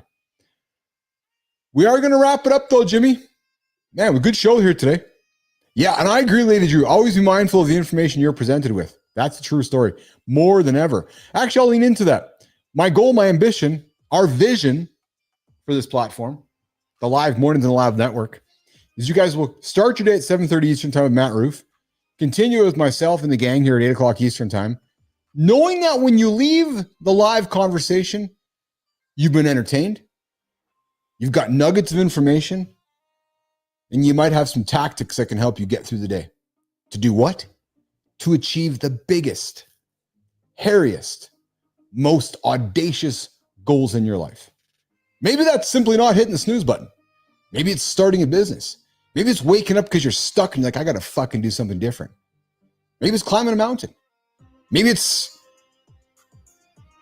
doing whatever you're going to do. But our goal here is to help you guys get up, get after it, prevent the snooze, and go achieve those big, hairy, audacious goals. Howard, I appreciate you, man. Loving the third hour. We're getting better at it. I'll be honest, guys. Not that I'm ever not honest. This third hour has been a mountain. It's incredible because the third hour takes away the hour from what I'm preparing for tomorrow's show.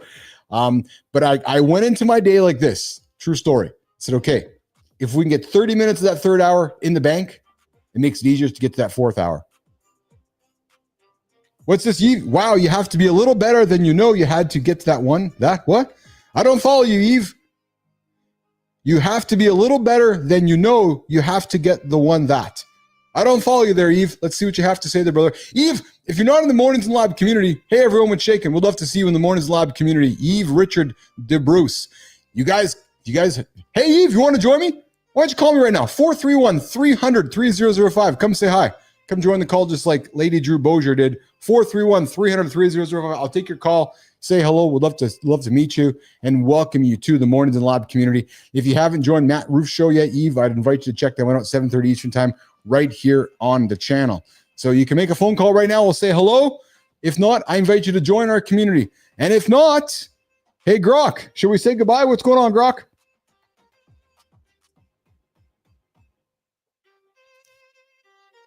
Morning, Keith. You're absolutely killing it, wrapping up this third hour with a bang. Love the passion for the Mornings in the Lab Live Network, fueling folks to ditch the snooze button and chase those big, hairy, audacious goals, whether it's starting a business or climbing a mountain. That Meta AI voice translation, Grok's leaked personas, AI doomers ditching retirement, Google's scammy summaries, and Sora 2's video revolution, you've got the nation buzzing with stuff to chew on all day. Eve Richard DeBruce in the comments, you're calling them out to join the live call at 431-300-30005. Let's get him in the lab. And yeah, the third hour's a beast, but you're banking those wins to push for that fourth hour like a champ. All right, I'm with you. Time to say goodbye? Let's do it with some lab love. Thanks for tuning in, nation. Keep chasing those goals. Stay curious. And we'll see you tomorrow with Matt Ruth at 7:30 Eastern and Keith and the crew at 8. Get after it. Want me to add anything before we sign off, Keith? No, I think you did a good job signing off there, Grok, for both of us. So, no, not that one. That's not the right one. We're going to make it sound like this one, though. So on behalf of, there it is. What's going on, Eve? On behalf of Grok, on behalf of Lady Drew Bozier, Holroyd, Melissa, Jimmy, Bernard, Evan Marks, Michael Herz, Marty, Johnny, the entire gang. I'm not going to list everybody. It's not fucking romper room. On behalf of the whole crew, you guys joining us this morning in the lab, I appreciate all of you. We're wrapped up. Wow, the show's already over. Holy smokes. But guess what? We are back at it in less than 21 hours. True story. Woo, baby. Man, do we love Mornings in the Lab. All right. We're going to get out of here, guys. We'll see you guys tomorrow, less than 24 hours. Eve, come join the community. Have a good one, guys. Good morning. Goodbye, Grok. We'll see you guys tomorrow. Mornings in the Lab is out of here. Ciao. That's it, Keith, for episode 2020. Aliens, Apps, and Attitude, straight from Area 51. Yeah. And tomorrow, we'll probably still be stuck here.